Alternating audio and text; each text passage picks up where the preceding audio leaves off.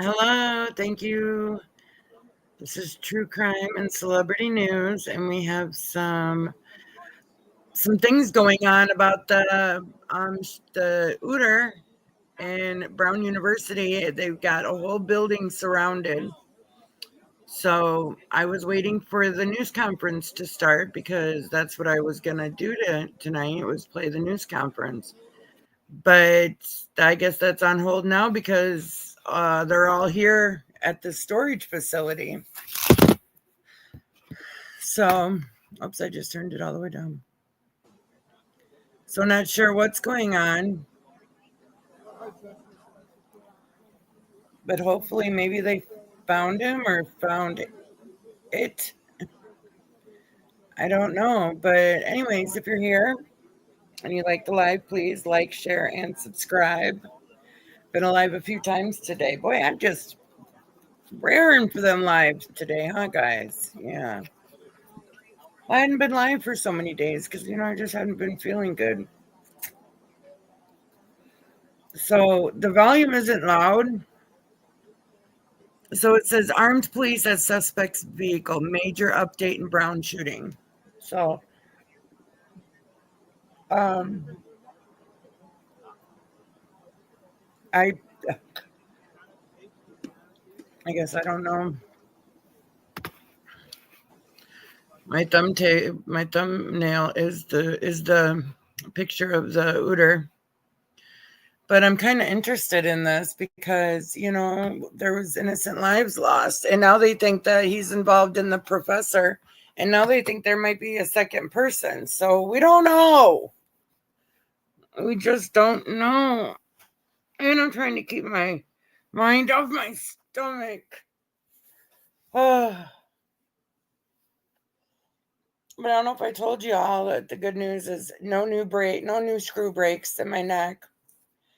And it's stable. So that's good news. Oh my God, why does this keep muting itself? But yeah, I was waiting for the press conference. I think it was supposed to go live like 2 hours ago.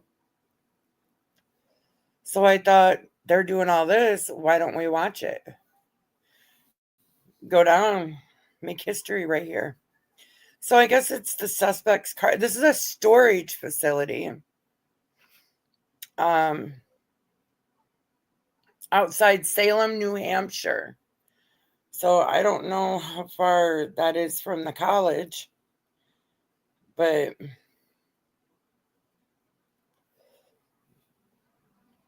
this is where we're at.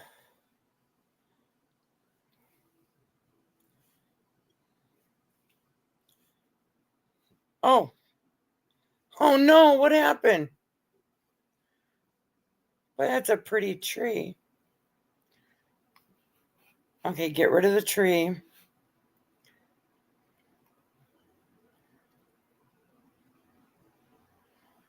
Maybe something's going on and they don't want no one to see it.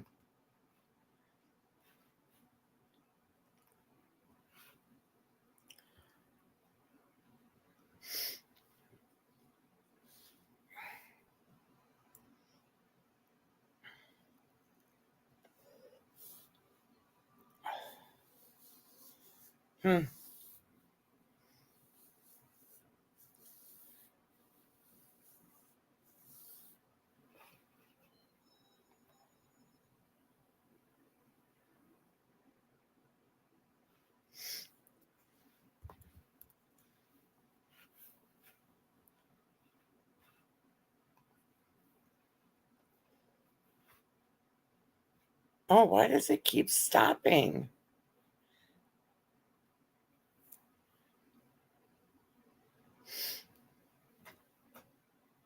Keep an eye on my phone.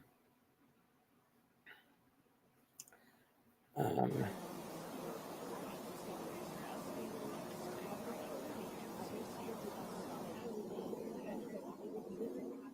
oh, okay, it's back. I was gonna say because my phone was showing it.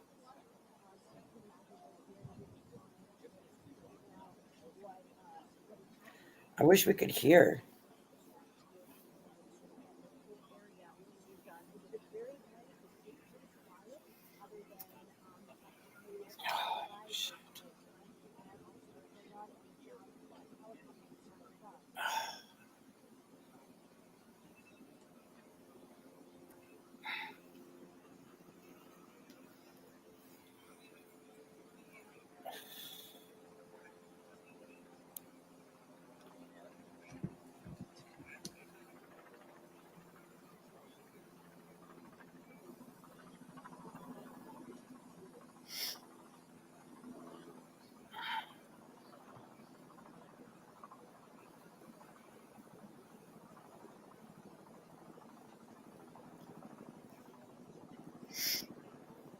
I just wonder what's going on. It's really windy out. We're supposed to get snow. But it rained all day, so now all the snow is gone.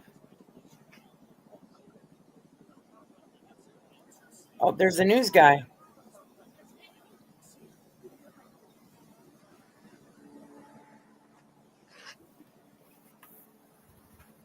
I'll be right back. I'll be on my phone for a minute.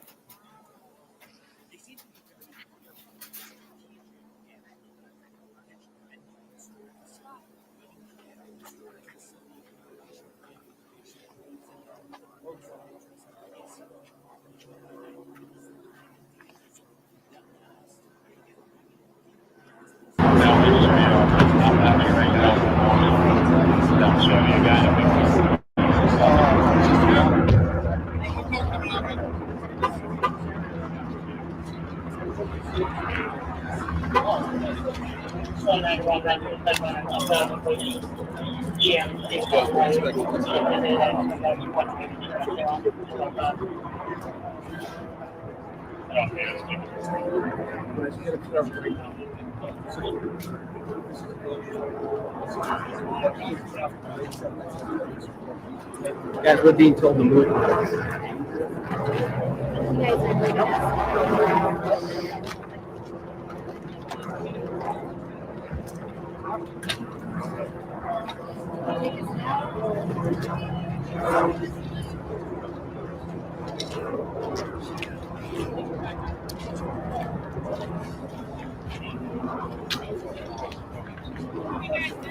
Kathy, where do you want to move? Yeah, I'm working.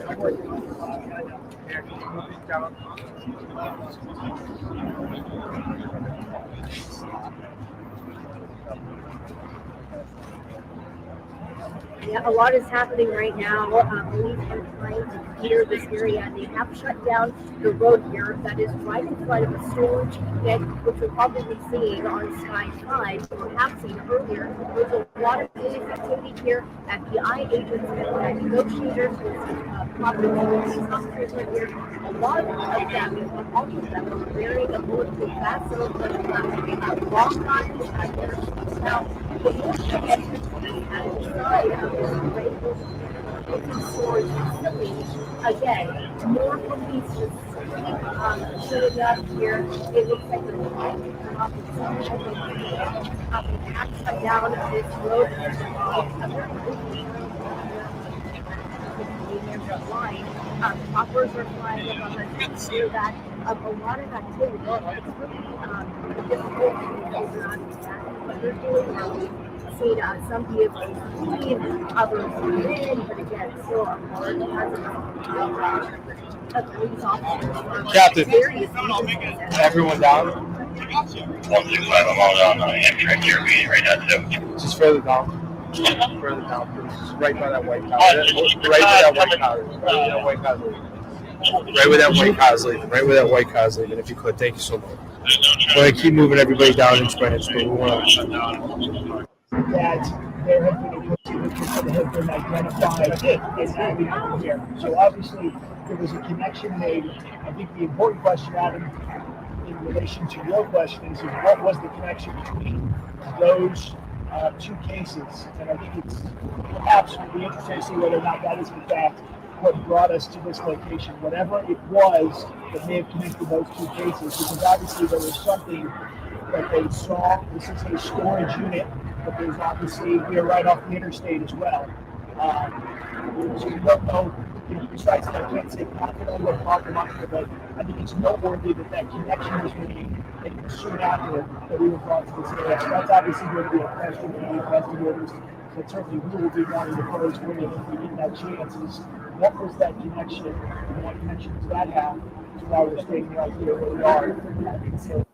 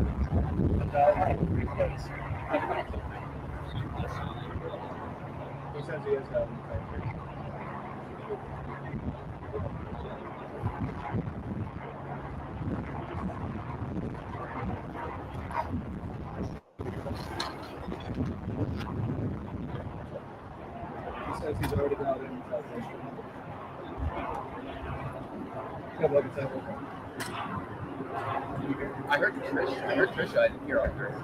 We should be good.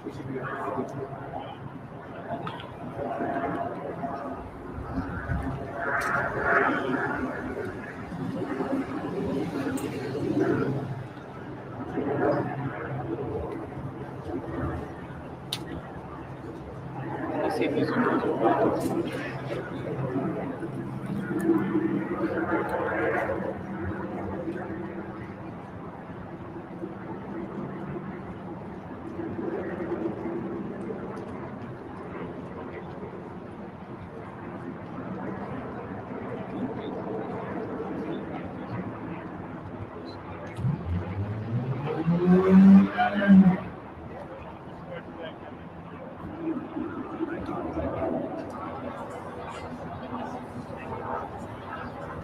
So in the pictures that they have that they posted, he looks like he could be young enough to be a student, but that's just speculation from me. I mean, just my opinion. But he obviously did something to upset this man.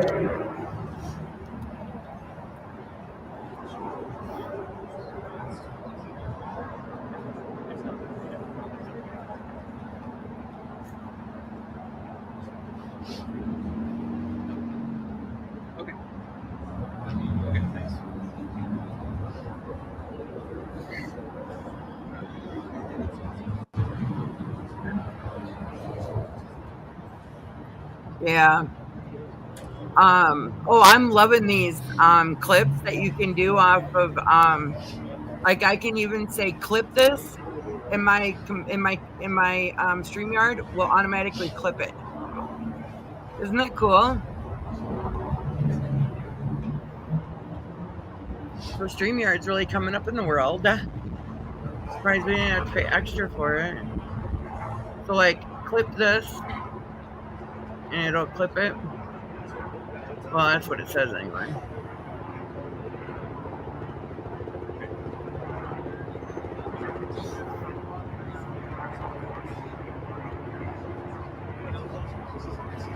I just can only imagine what is going on.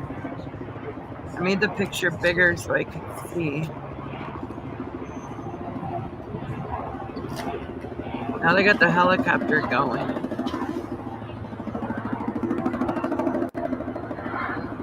Clip this. They're going in there now. So they must not have been in there yet.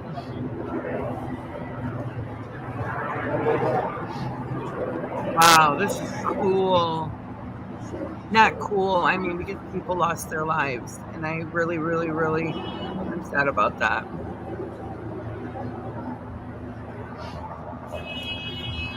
The wind is really blowing outside.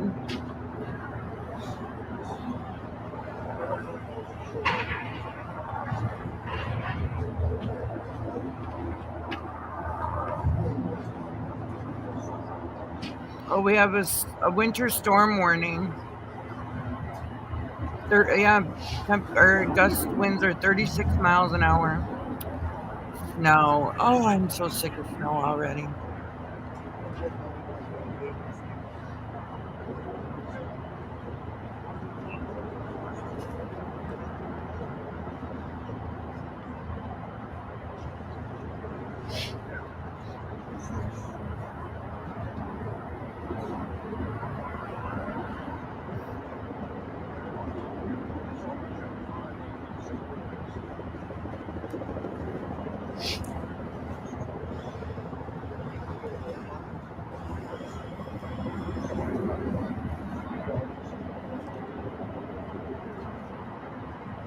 My neck is really stiff tonight. And Cindy, I don't think I told you the update from my doctor's appointment. So, no new screws are broke. And he says it's stable. For some reason, I just don't believe the guy. I mean, the screw is like really broke now.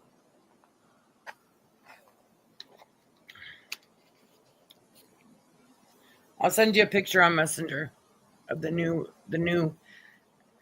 imaging.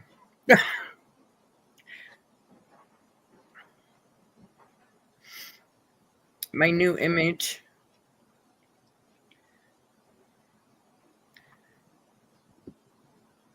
And I'm pretty sure both of them are broke. Oh no, I'm gonna have to look.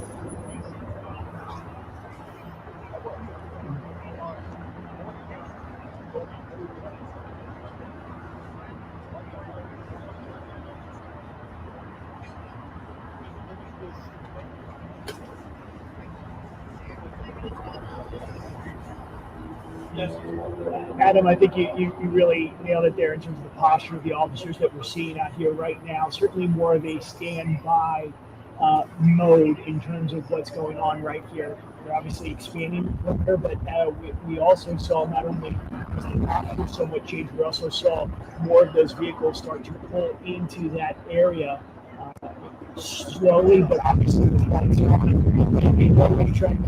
Okay, I'll see you then. Of the storage facility. So thank you for coming. What's going on back there, and you imagine now if this was a situation that was still fluid, we've been told that the suspect in this case is considered armed and dangerous. If you got to think that someone was pinned back there or something of that nature, they wouldn't be able to move that freely in that way. So obviously, it tells you something about what it is they're dealing with back there in terms of the severity of the danger of whatever it is might be behind the storage unit right now. It is in still a holding pattern. We have not been told at what point we've given an update on what it is they're looking for or what it is they may have found back there. But obviously, whatever it was, Adam, was significant enough for Providence Police and the FBI to not only arrive here, they are still here, and more appear to have been coming. As we showed you in that last time we were reporting, you saw those trucks pulling in. So needless to say, whatever it was back there has required more of them to show up. You heard the Rhode Island Attorney General earlier this week talking about pulling the thread in this investigation and saying at some points you may pull a thread and nothing happens. And then at other times, once you pull that thread, it starts to unravel. And we've obviously had three significant events within just the last few hours, with the initial report surfacing about the connection possibly between the event in Brookline with the homicide that happened there and this Brown shooting. The fact that there had been an identification, and then literally within hours, investigators found a way up here to Salem, New Hampshire. So it appears that they have pulled on something and have found something significant behind this storage unit here. As of now, it continues to be in a standby position.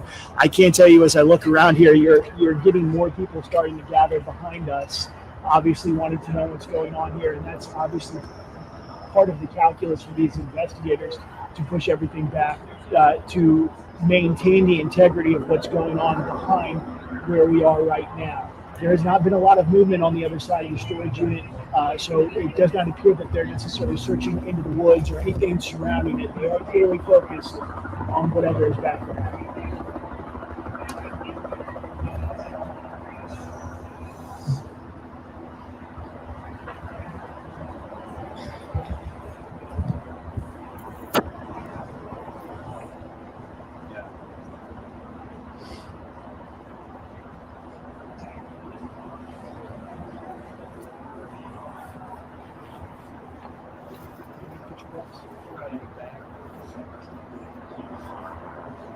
Yeah, they're at a storage facility in Salem, New Hampshire.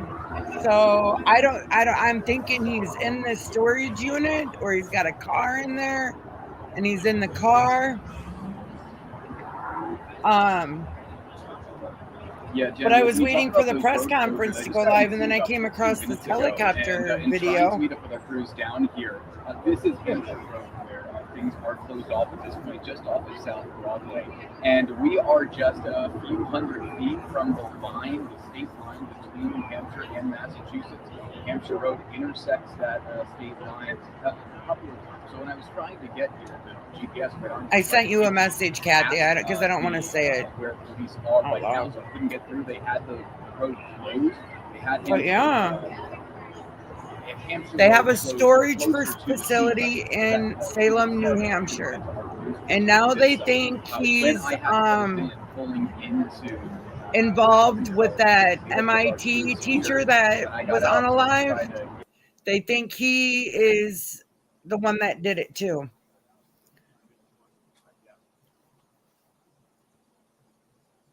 See, they're making it so the video's behind.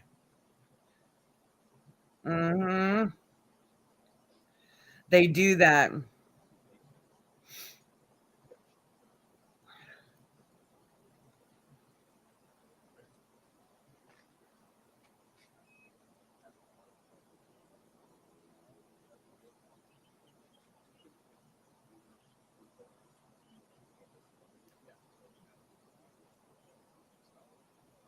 Because that garage door over there, I don't believe that was open.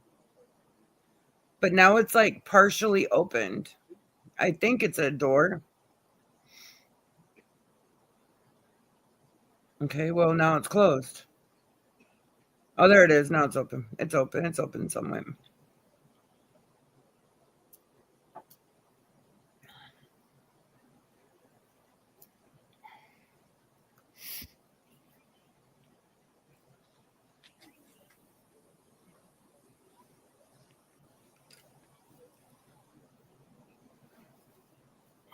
Oh, it's the doors to the facility. My bad. I'm sorry.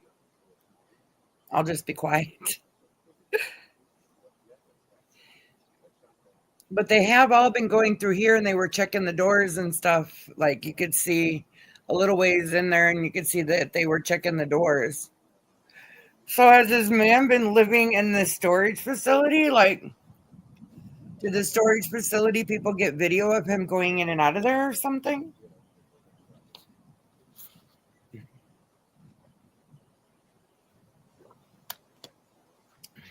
I mean, they're giving us nothing. Then the FBI never does.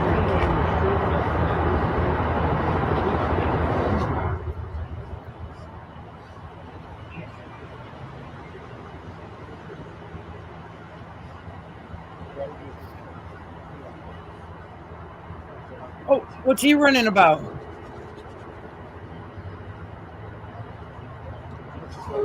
Why was he running?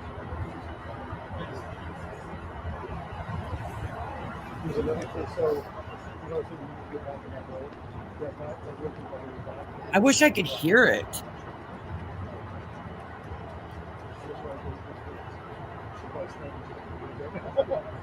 Oh, I thought it was the news people talking.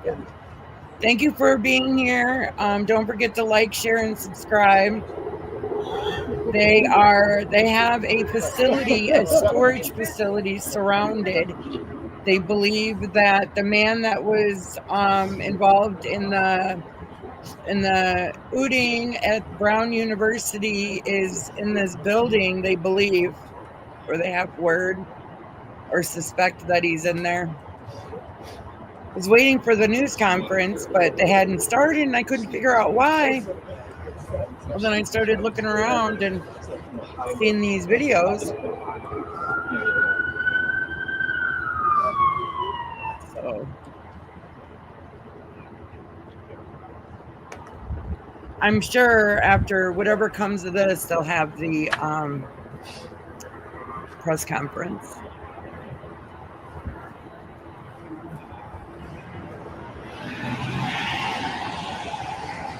Clip this.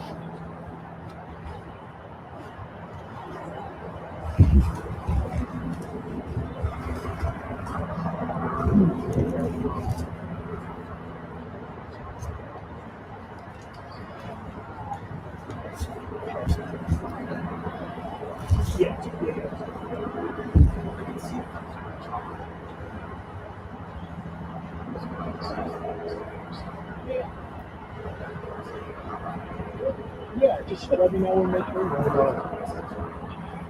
Okay, are you going to get my ear and tell me? Or? Okay, all right. So, yep, sounds good.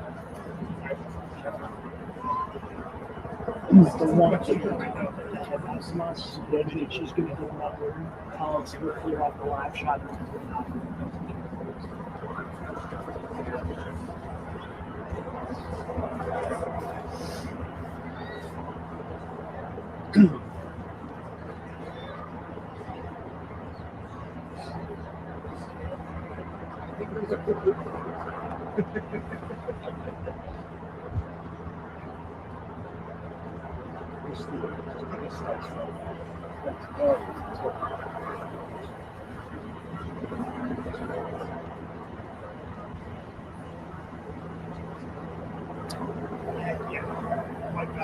White balance.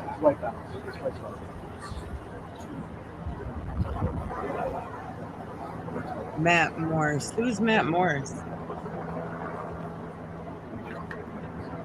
Matt Morris.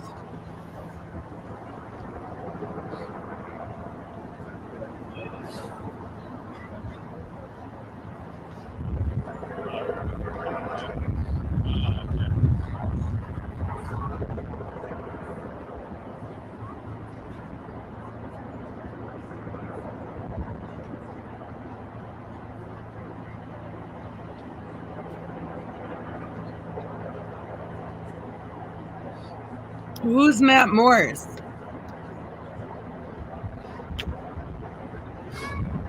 But you can see they're going into the building.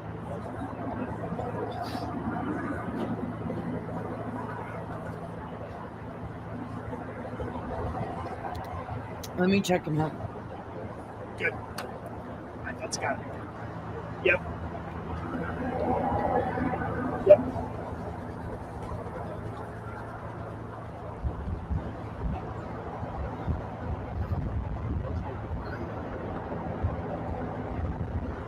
It's a trap. I don't know.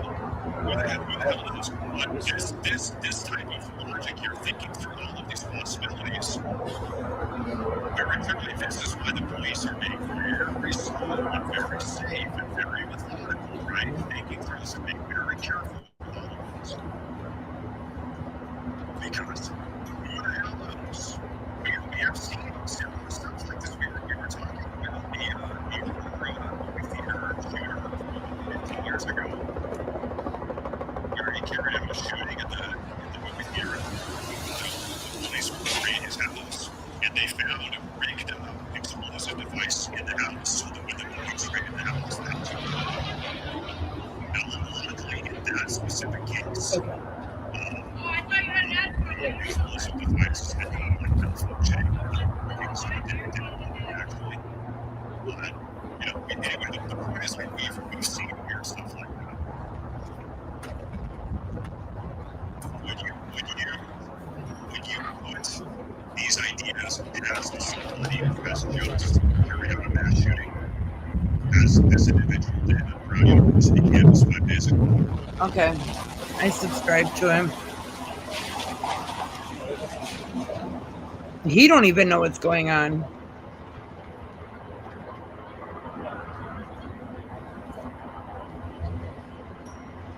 Oh my God, my neck.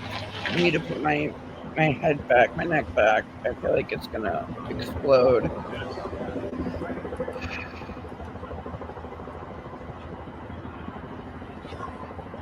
I'll be right back. I'm gonna use the ladies' room and then I'm gonna get comfortable.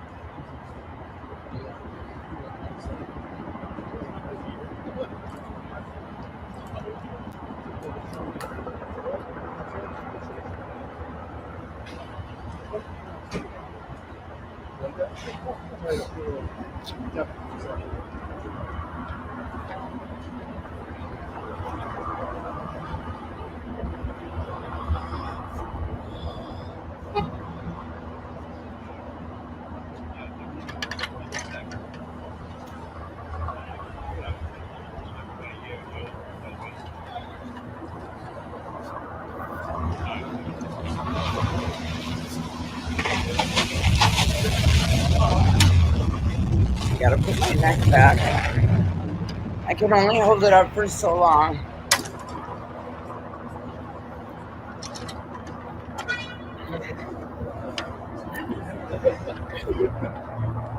Oh, it looks like, I don't know, let me make it bigger. Oh, good, we got a better view.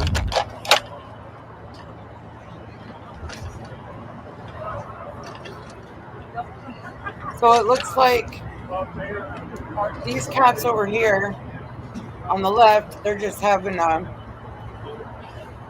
get together, and these guys over here in the right, they're doing the work.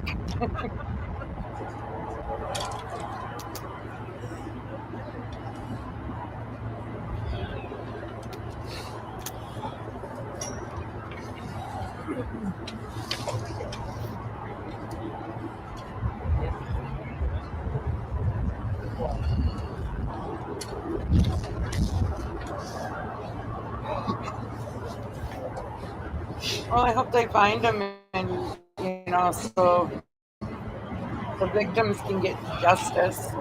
There were two unalived victims, and then there were 9 others that were wounded.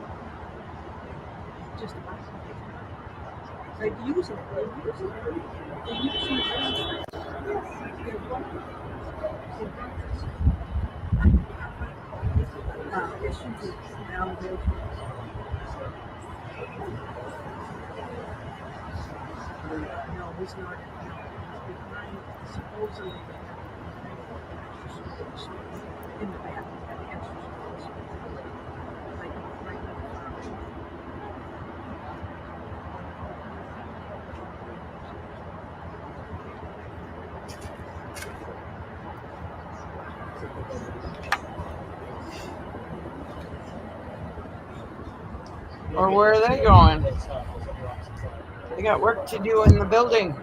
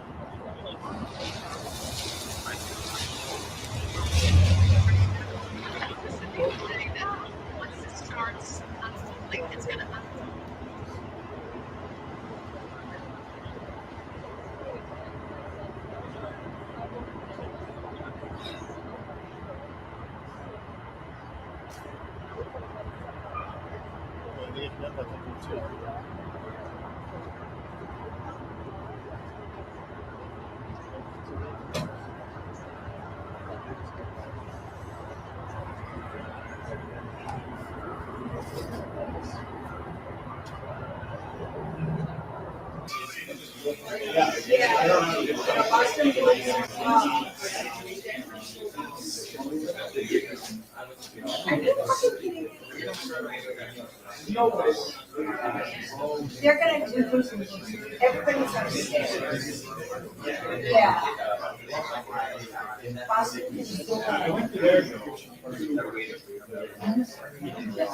They're not Oh yeah, he could be, and he could be in there staying in there.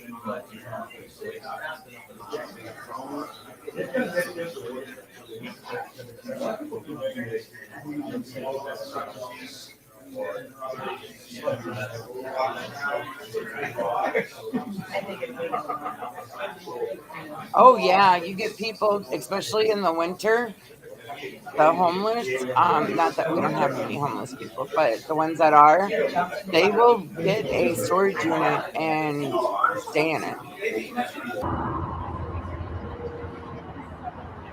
I'm beginning to think it's probably cheaper.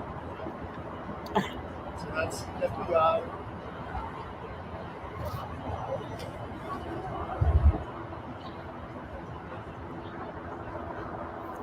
That was FBI with a reaching to. And the FBI had a reaching to.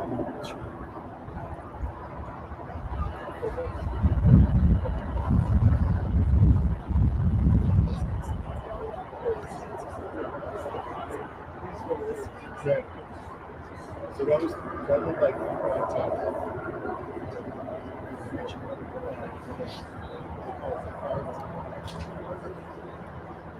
a long.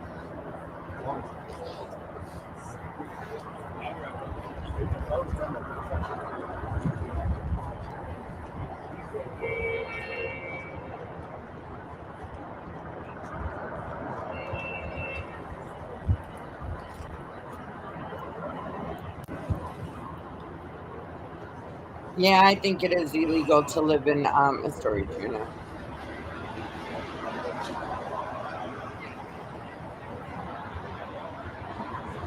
We have one that's right up the hill from me. That one's like an outside, like you get to it from the outside, but then there's one on the other side of town that's locked. It's like one of those that's whether, like your stuff will be safe in snow and rain and all that stuff.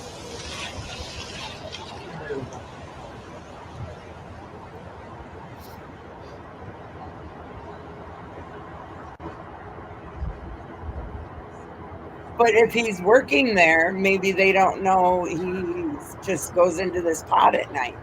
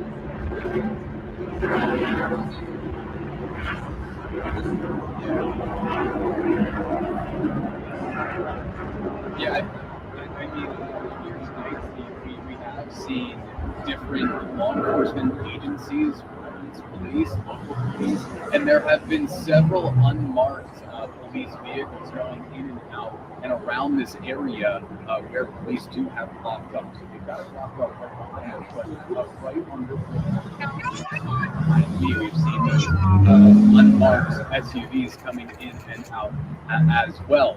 You mentioned trying to identify the shooter really since day one of this investigation. That's what officials have said is their top priority. They were sharing those images in those videos of a person of interest to try and identify that person. Again, we heard earlier today that they have internally identified that person of interest. We do have that arrest warrant out, but we don't know if it's the same person that they released those images of earlier this week. So here tonight, we do know that there are several roads on Hampshire Road here, just off of South Broadway. So Hampshire Road, intersects the state line with Massachusetts several times, kind of a long, windy road. And on the other side of this road, they did have people kind of going around this large complex here, but obviously not where that thing's blocked up, to get all the way around and back to South Broadway. See, that would be my problem, is I couldn't hold my bladder all night. Hell no. I'd have to have one of those where you can open it up and go right outside. I'm not worried about the running water. I can grab me some water. I don't drink water from your faucet anymore. Not for a long time, for like maybe 8 years, maybe. Maybe that's why I'm sick all the time. Massachusetts and New Hampshire, guys. So I'll send it back to you in the studio, but at this point, just kind of they will give us kind of a 20-minute heads up, and as we are here, oh, I hear the canine puppy. Right now, as we step out of the way, so what we've seen now for the past parking right here outside of the facility.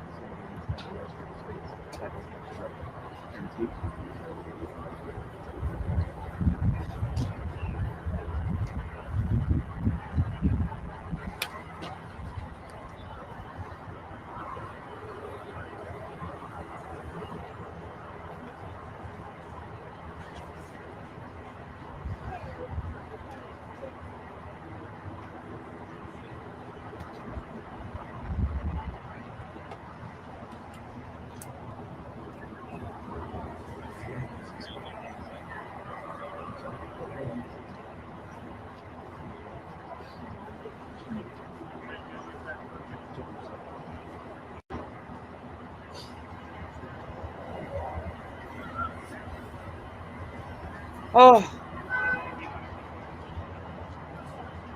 I just had this on mute and I was talking. Oh, I bet they do have him surrounded. I just wonder who turned him in.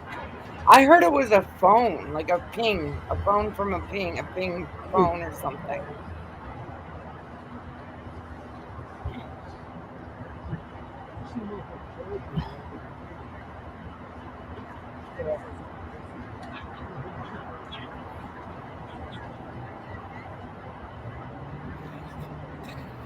They know his name, but I forgot what they said it was.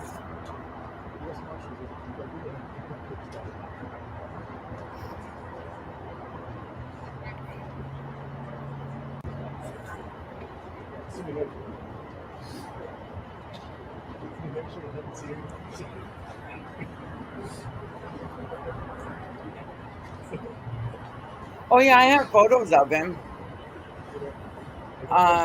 There's actually 2 of them on the thumbnail.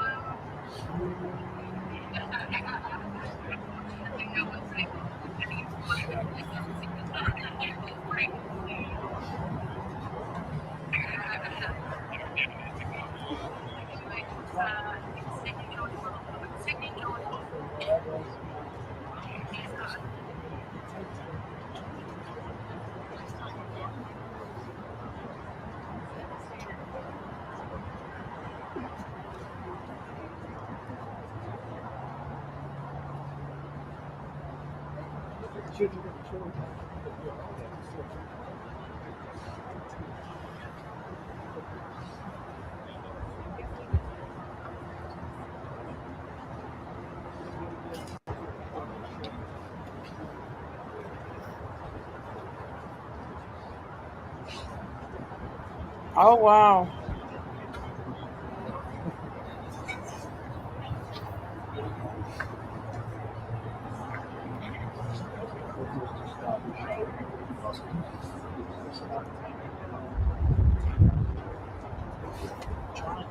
Well, he knows the cops are outside. He knows they're out there waiting for him. He might as well just give himself up.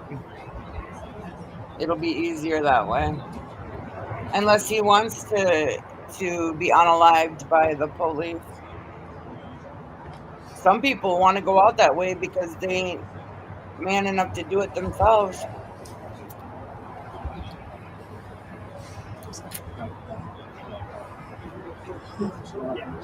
That's good. So I think they're looking to check that. See if we get it.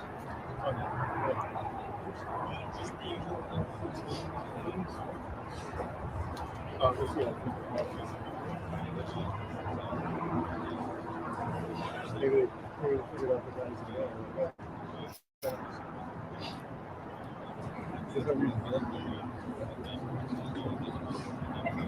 How are you?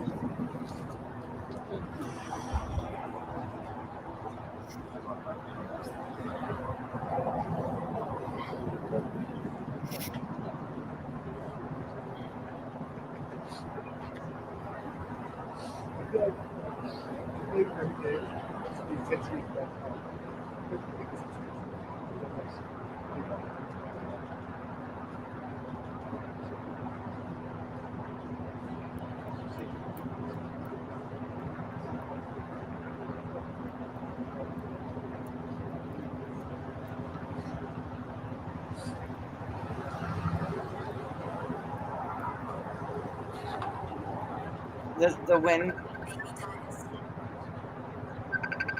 Hello? Hi.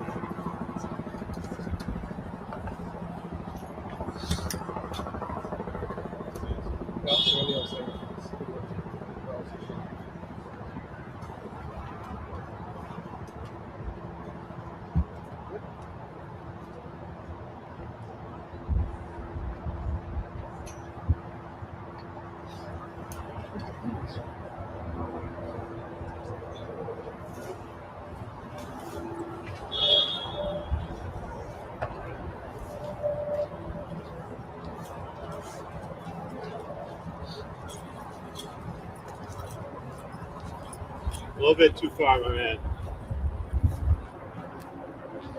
Just want to stay on that side of it. Thank you.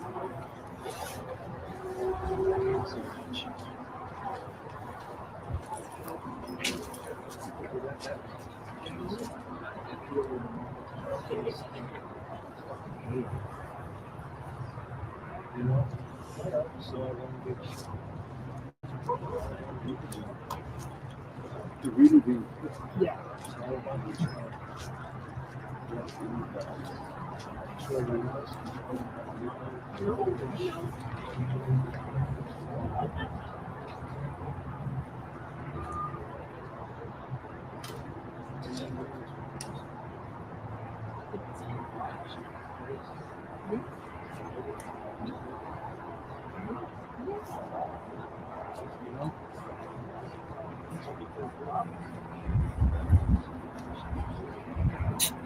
She never calls, but when she does, it's when I'm live. I lived with them students, and I was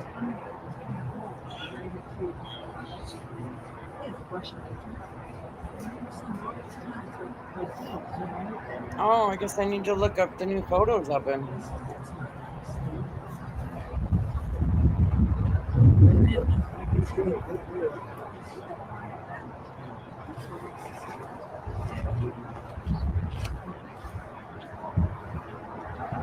So that's what they say.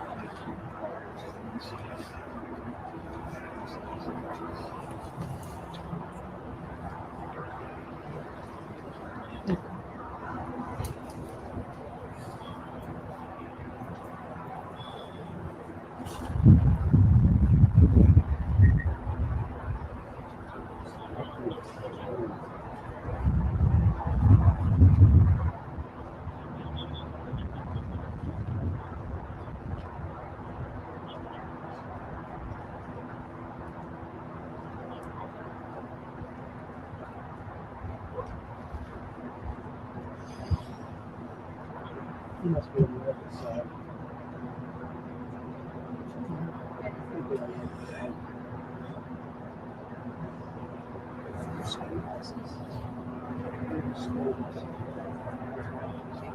Right that way. So not even a half mile. It's Lawrence. I could probably teach you to have it the other way, which is smart. Check it out.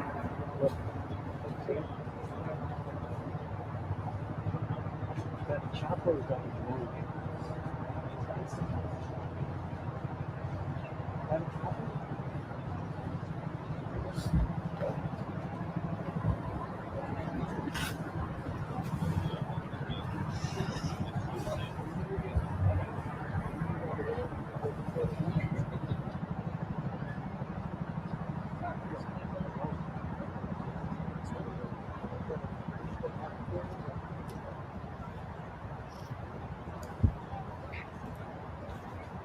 Well, by the looks of the man, he looks like he lives in a storage shed. That's a drone. That's a drone. Yeah, that's a drone.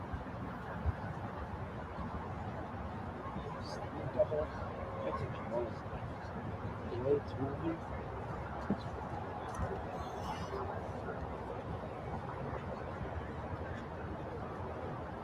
It's gotta be done.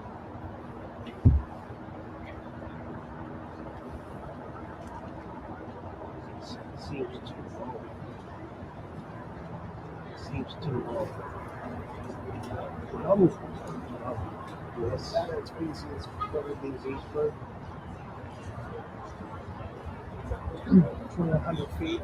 Yeah. That's what they call. Oh yeah, yeah. They call it total front bond.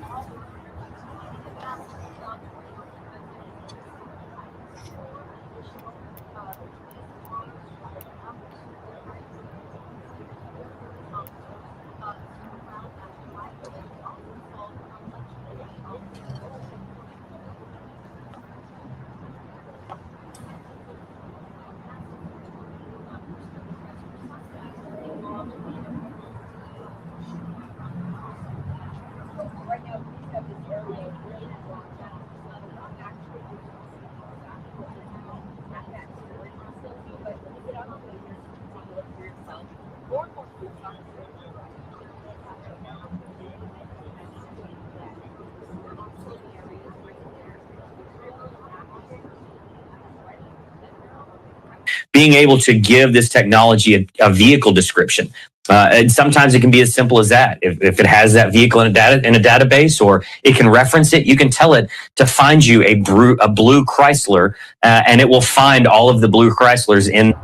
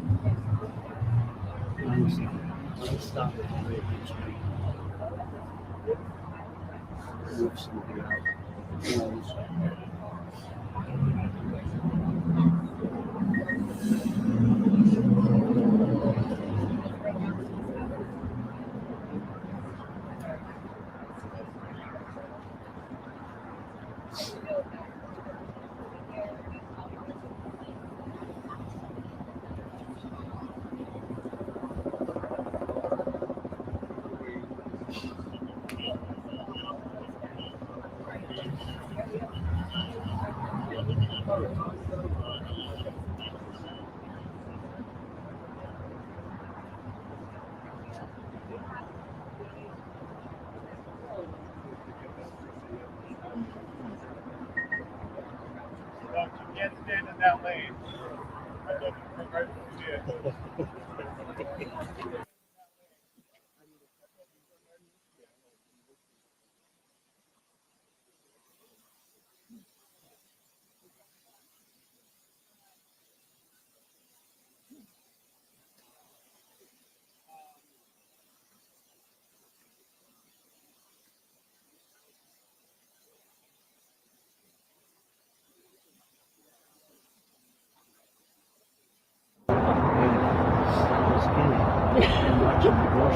Houston would send in one of their robot dogs first.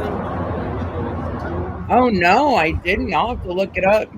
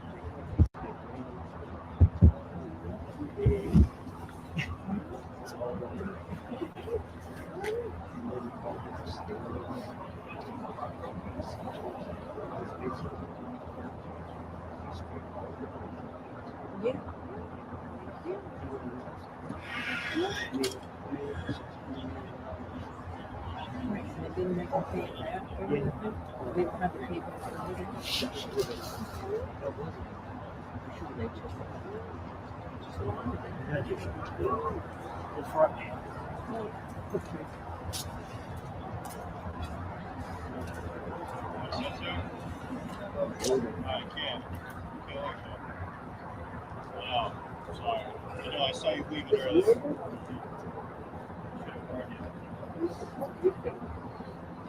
Sorry.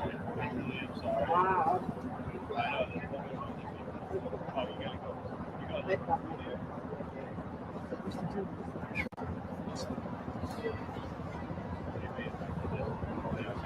Some guys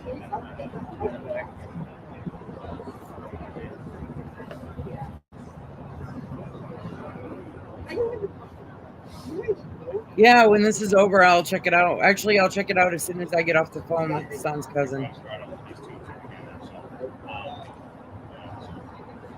Sorry, I'm checking out. I know. Walk back that way, you can. Yep. What? I can't let you through.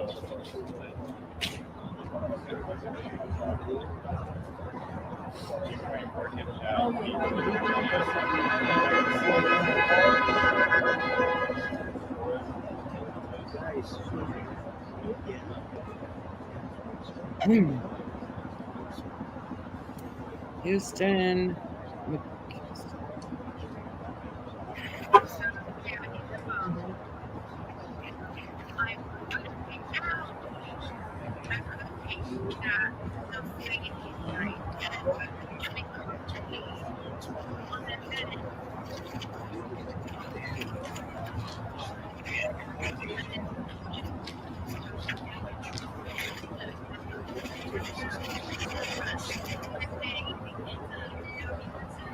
It's great. All the way in IHOP or something, maybe for 2 hours.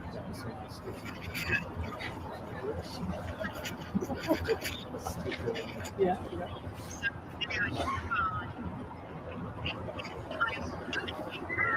There we go.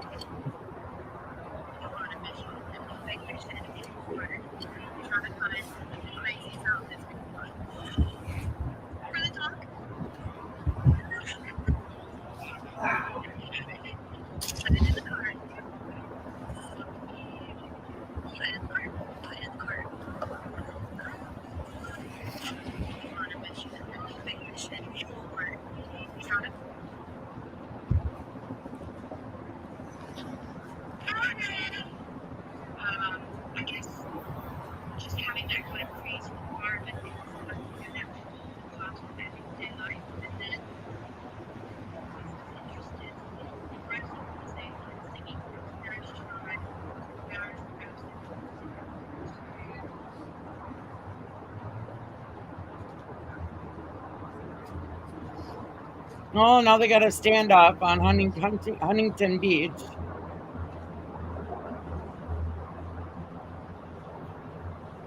Boy, all kinds of action.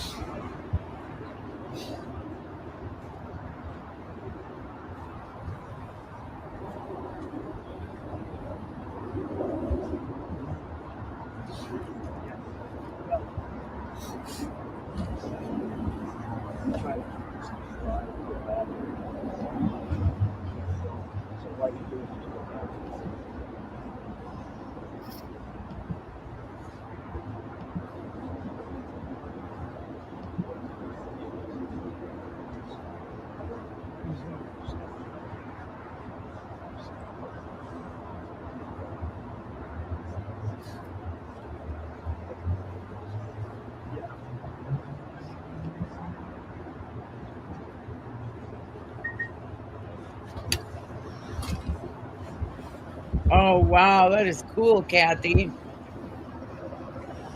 Oh, wow.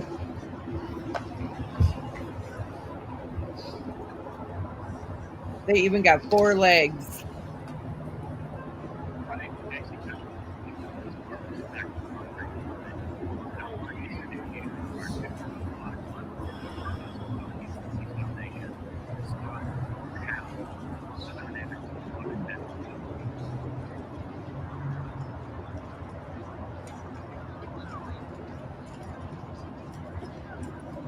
That is really cool.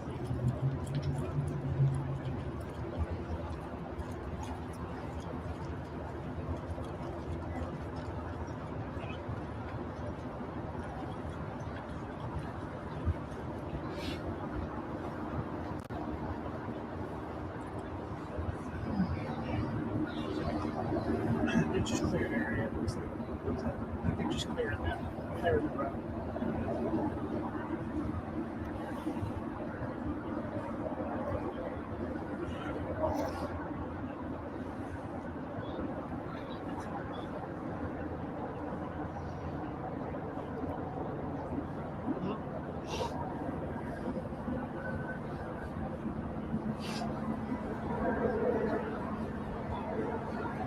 I looked for updates. I didn't see anything.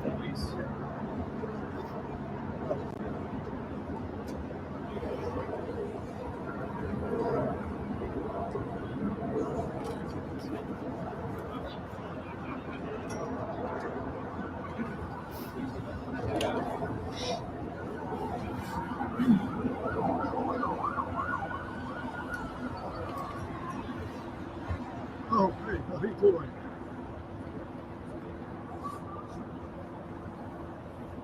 Not bad. What's up?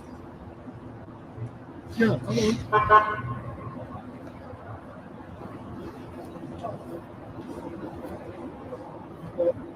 So apparently, the person of interest, rented a car.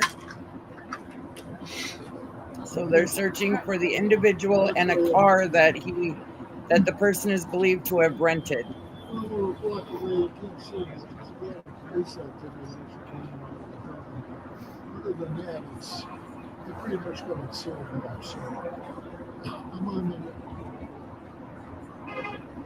That's what they think. They're in there searching for us. So the entry can't be inside. So I don't know. I'm already seeing anything.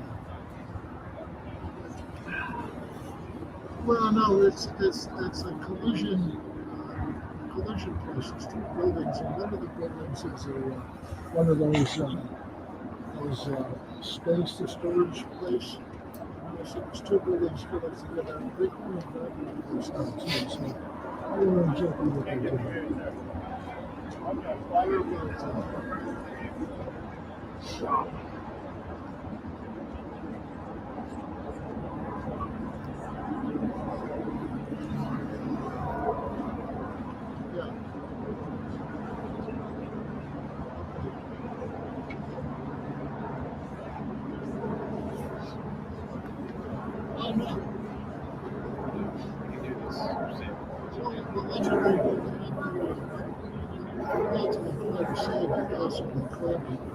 So over here, probably be here right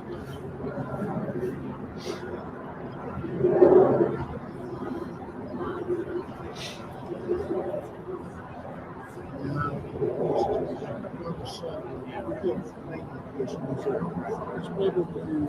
20 cameras on it.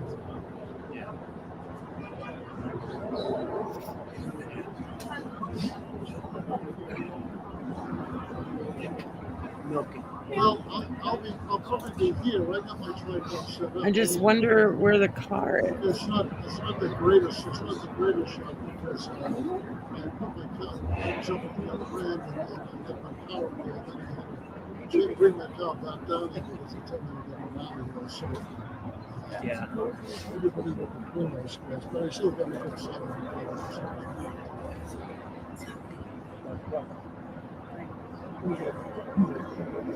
Yeah, Jen, just within the last 10 minutes or so, they put out an update on their Facebook page saying that they'd like to advise the public of police activity in the area of Route 28 and Stephen city lines. They say they're assisting several federal agencies with active and ongoing investigations, and it sounds like those federal investigators have the lead on this here. I heard him talking about something about a Facebook page.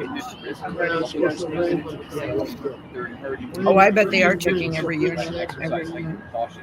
In particular, and this is really similar, almost a copy of the Cuban police update that we got just about an hour ago, saying if you observe any individuals on foot who appear out of place, unfamiliar to the area, area or behaving in a manner that seems unusual or suspicious, we're asking you to report that to the St. Louis Police Department. The number is 603-893-1911. That's 893-1911. That's their non-emergency.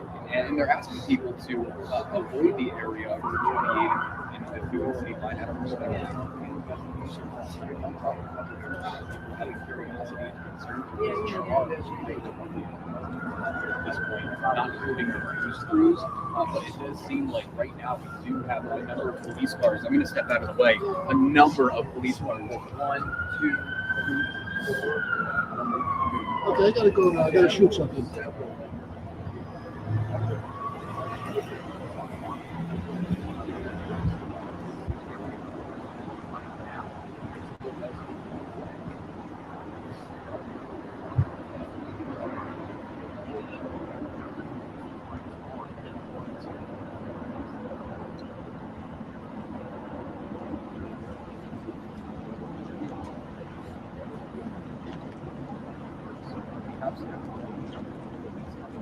Yeah, I'm good to go. If you guys want to take this, we got a live show now.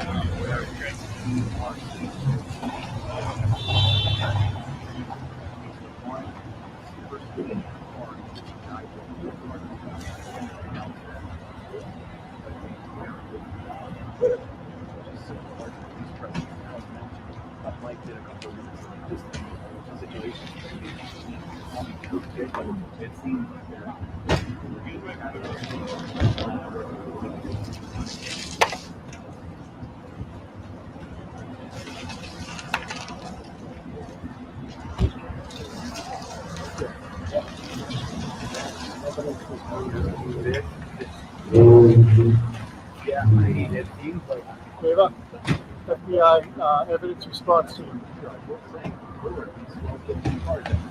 All at once. So at the very least, just another round of police coming here. Like I said,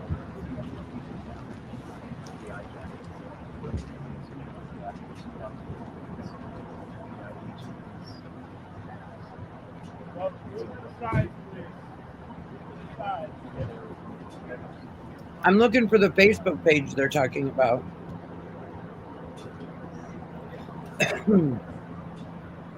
yeah.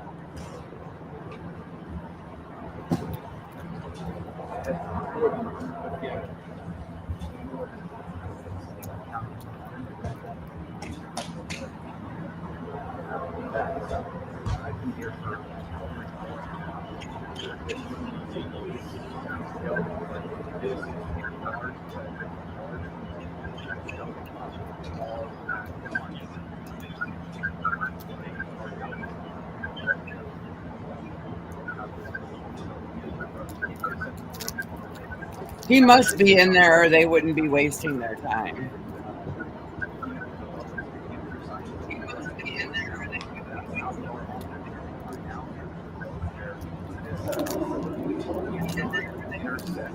No, I Getting a thought lot of activity, and what we see right here, we just had a caravan of, I would estimate, at least a dozen or more vehicles arriving here at the scene, and inside them, members of FBI's evidence response team that just arrived here on the scene and that begin making their way up that sidewalk area there to the back of the storage facility, where, as you said, that we just officially reporting 7 vehicles that vehicle tied to the person of interest has led them to this scene. We talked about the process that was playing out. Some other things that we noticed while we were down here is seeing but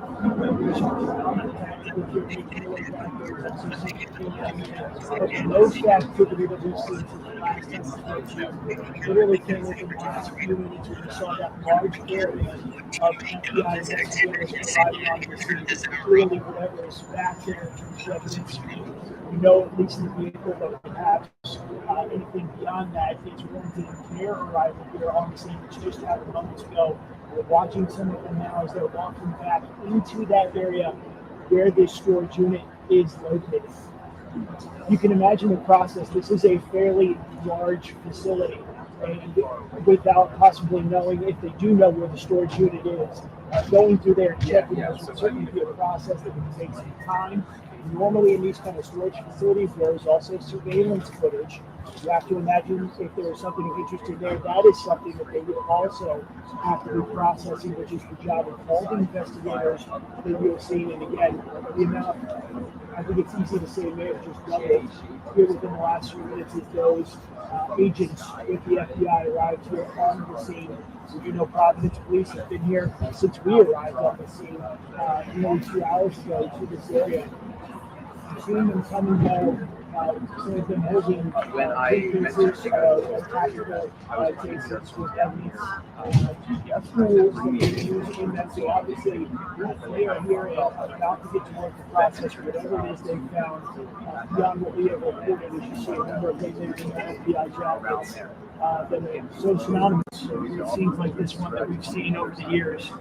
Coming here and arriving to this, we know that the Boston field officer, the FBI, has been intimately involved in this since day one, since Saturday when that shooting happened at Brown University, and now you're seeing more of them as you're looking there, holding a number of things under their arms as they're walking their way towards that back area where only Sky 7 has been able to give us the advantage of being able to see.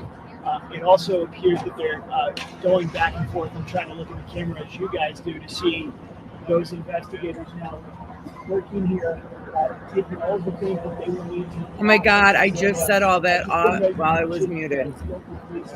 But I found this thing on Facebook. It said that his car was seen near the storage facility. They were watching surveillance video to see whether or not he was still in the storage facility.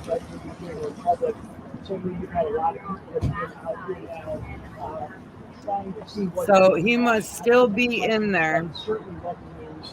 To the dozens of people that have been gathered now who are watching what's been going on as these investigators start to begin their work.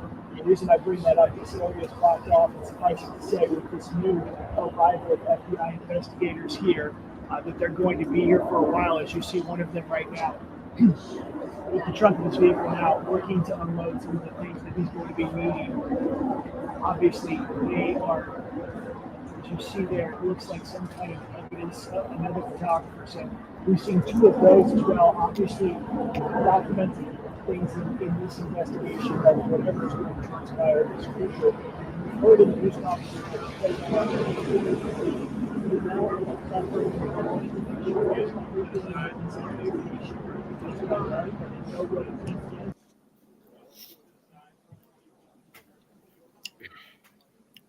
and it also says police swarm Brown shooter suspect in Salem, New Hampshire. So he must be in there. Y'all. See you tomorrow. Bye-bye.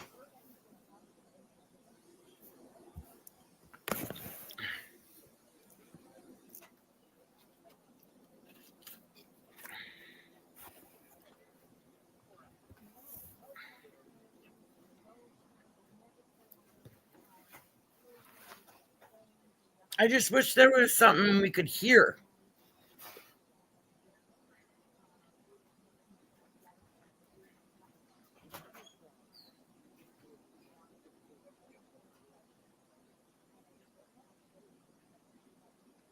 And across all of New England.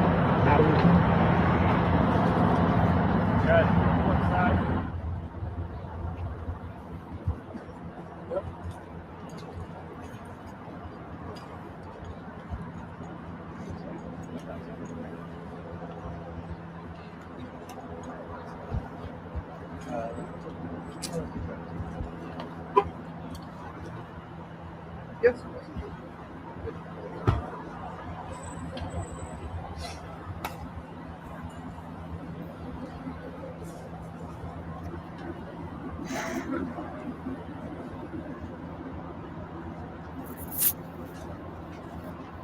I don't know about y'all, but my neck couldn't hold up all night.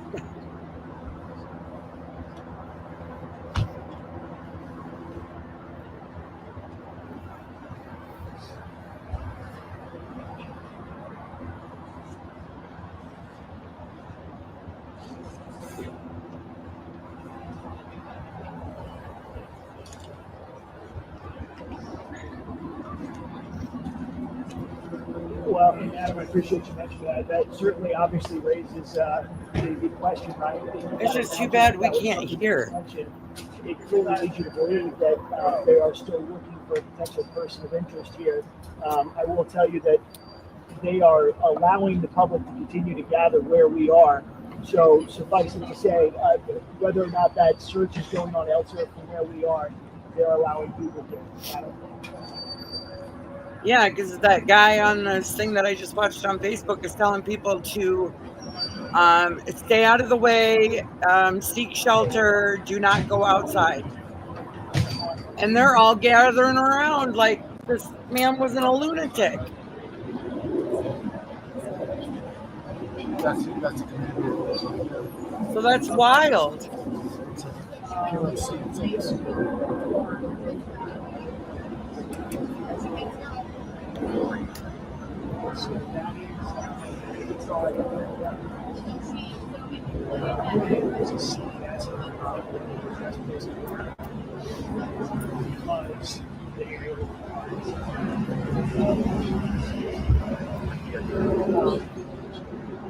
He's on the other side. Yeah, small. Let's see if I can find anything else.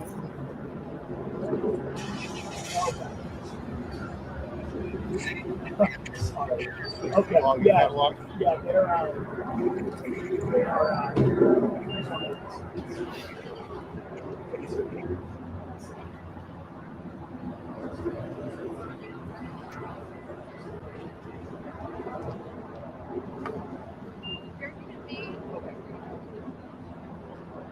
sounds good.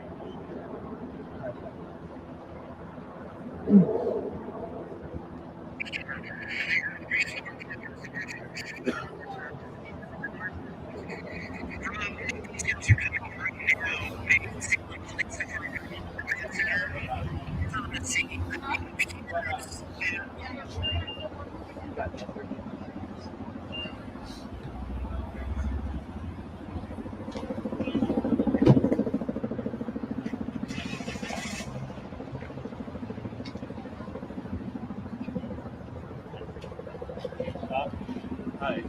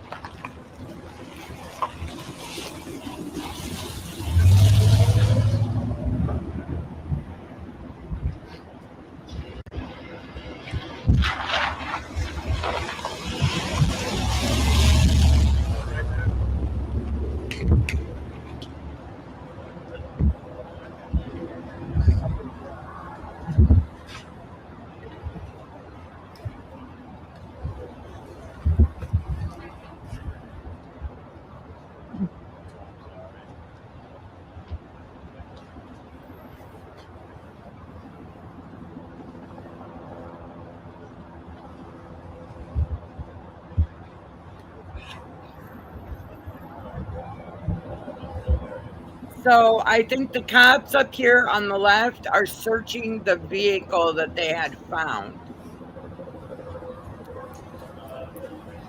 Is what I'm gathering. Hey, buddy. It's fucking awesome to see you.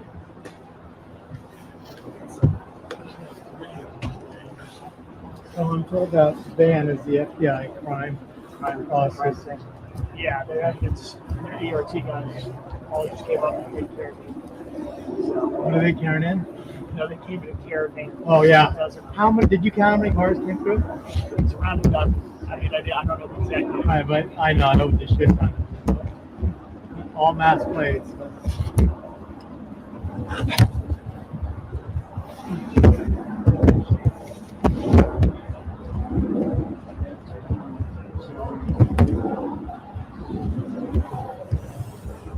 They said the suspect's car was abandoned. How many pictures did they use? I already sent 3 earlier. I made first.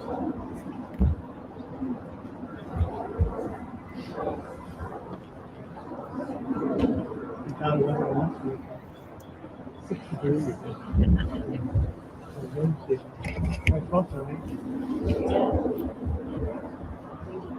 Do you lift up? No.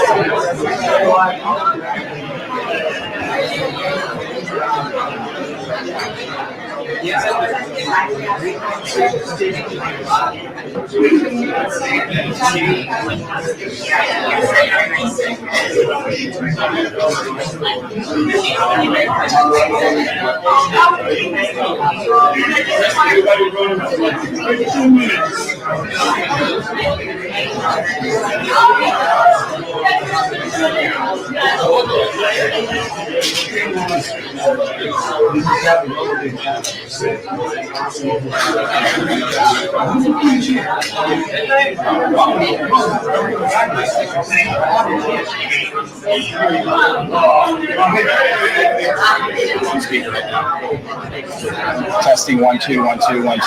Testing. Can you hear that one? Yep, I got it. Thank you. All right, thanks.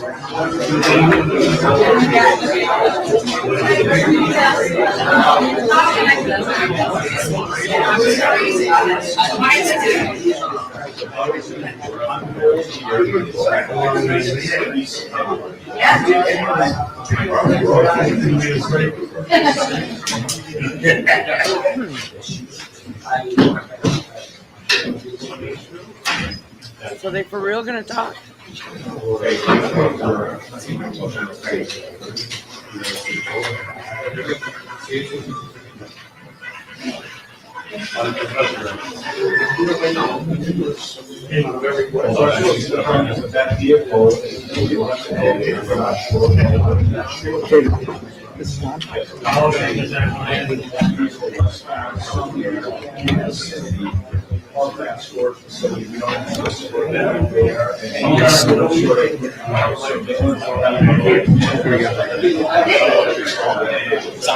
Good, maybe we'll Hello, everyone.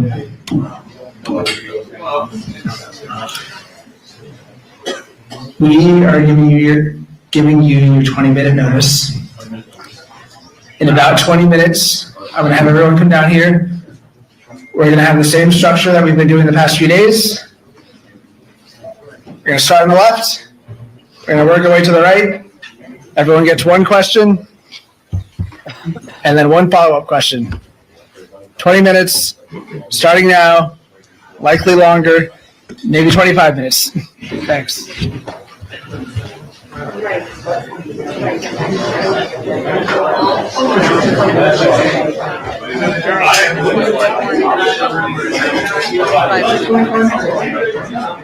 go 35, 7.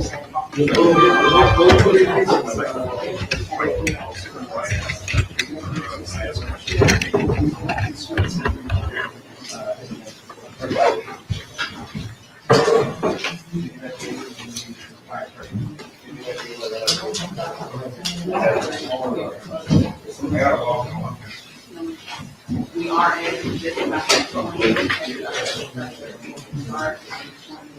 I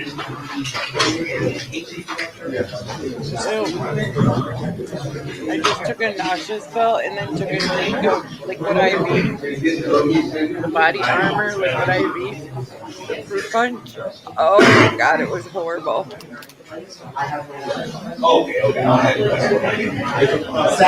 But my nausea are solvable.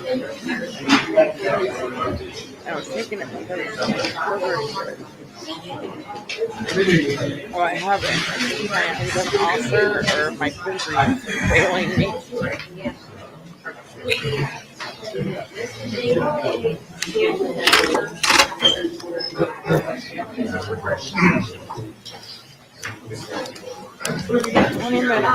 We get it a 20-minute nap.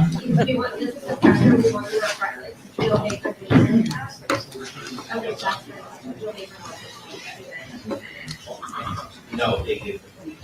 Like, came out and said, yeah.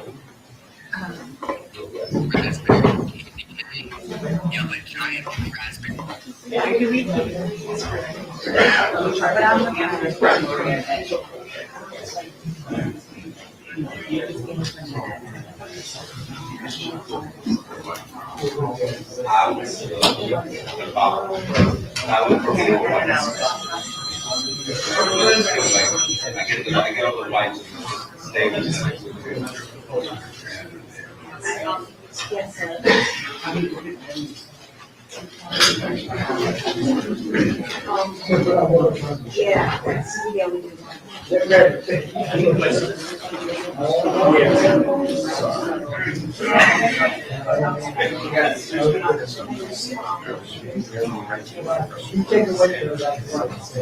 They gave 20 minutes, and that was like maybe 16 minutes.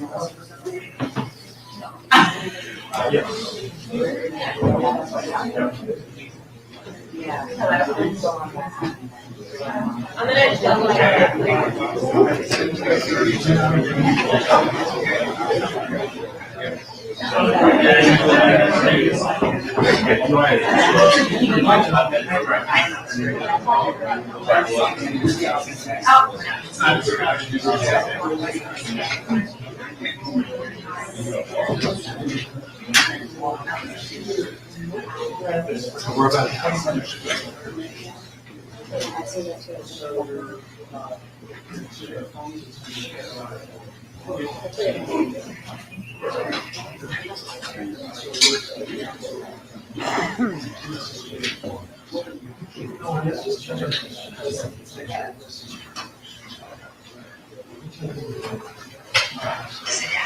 I'm back. What? I am so confused. Riley Keel is John Travolta's youngest son.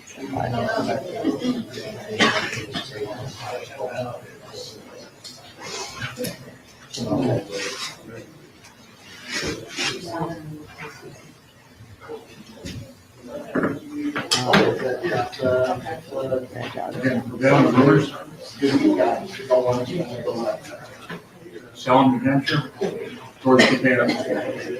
Several people. Who really? Well, no. No, most of them.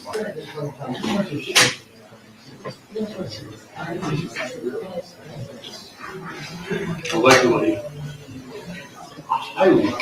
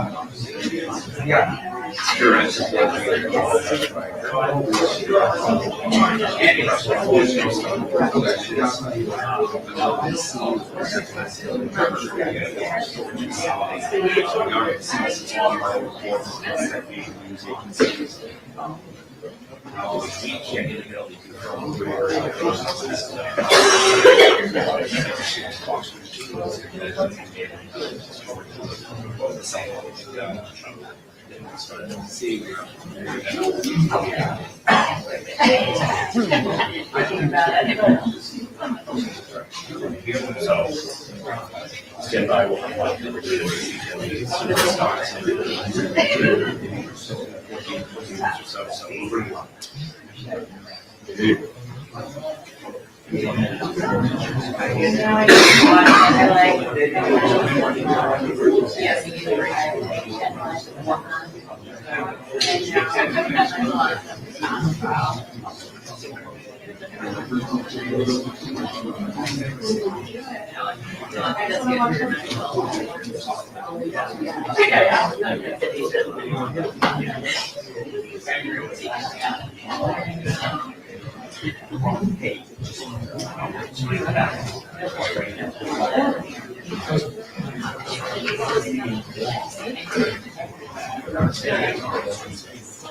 I need some space. Vamos estar a bucha lá. Ó, relógio. Chegou a estar desse bucha. Pegar o olho velho.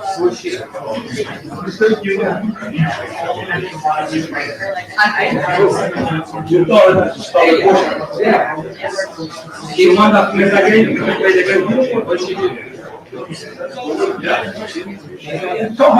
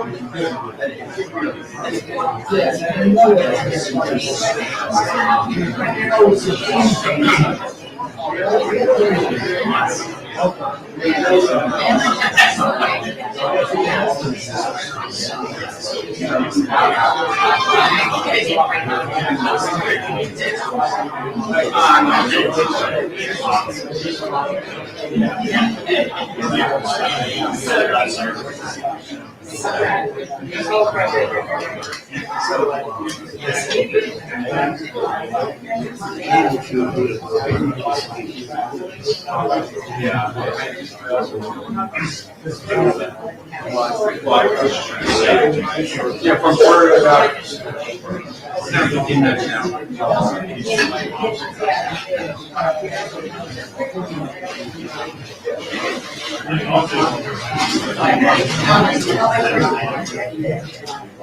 I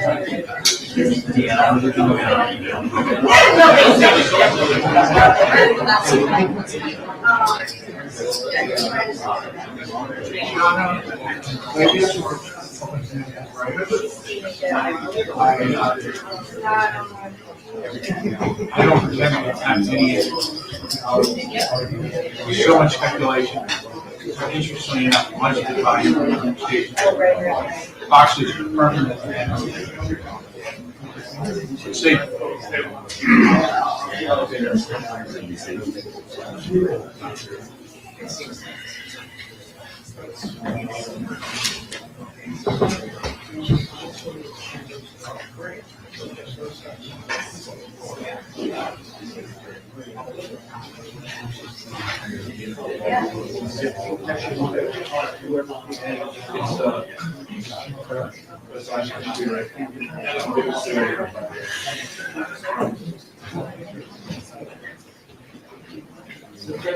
Yeah, Adam, we're going to talk about multiple law enforcement that's supposed to interest the suspect.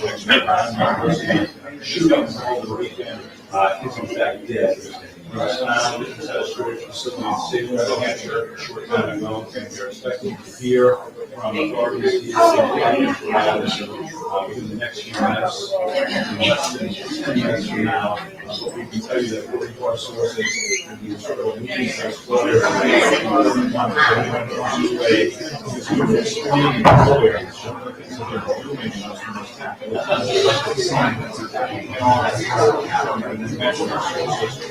Also telling us that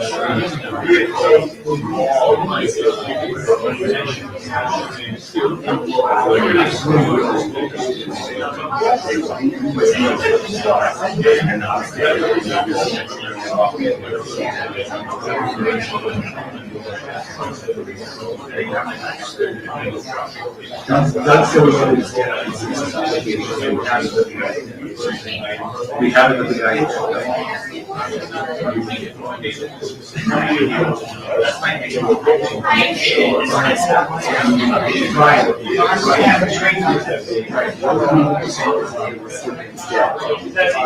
Okay, so I just need direction from somebody.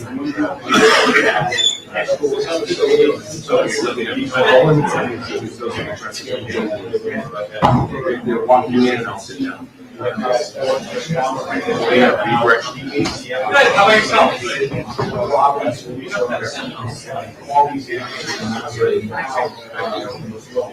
5 hours later,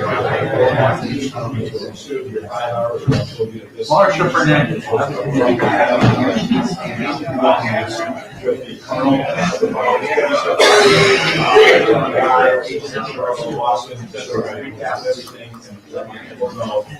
This horrifying scenario brought to Island, and now being connected to an MIT professor in Brookline days ago that may be connected to all this.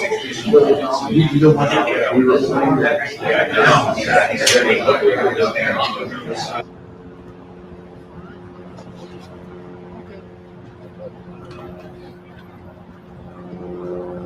Oh, is something going on? I was just sitting here watching to see when they're going to show up for the news conference. That's right. Did they find him? I wonder if they found him. Exactly. You'll have to send me a picture of you in that suit. Do you hear that they're renaming that facility the Trump Kennedy Center? Oh my God. I'm not into politics, like no politics. No.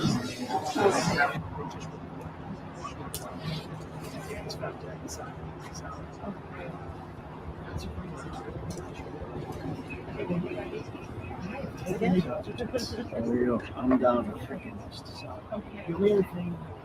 I'm down there. I'm just recharging batteries now. Clip this.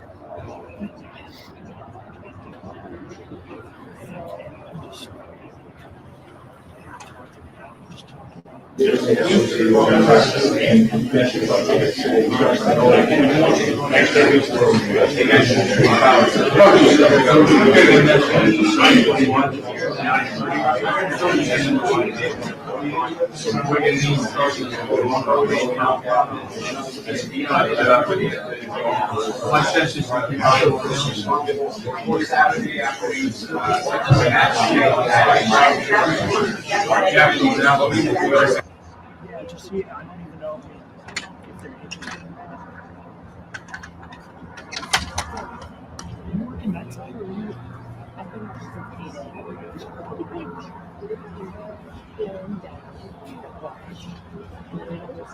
so they're saying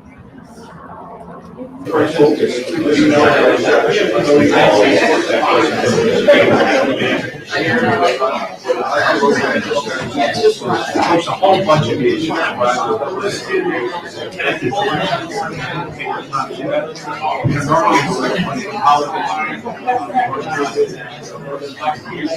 And how did it all go down? So you definitely have similar I'm talking to doctors. I love that trying to also bring these doctors. If this person is ready to go after the 2 years, I'll be 3 days a week. A lot of folks would also have margin squad and might be already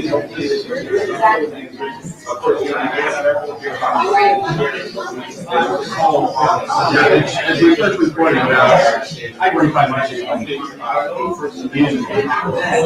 only that stage.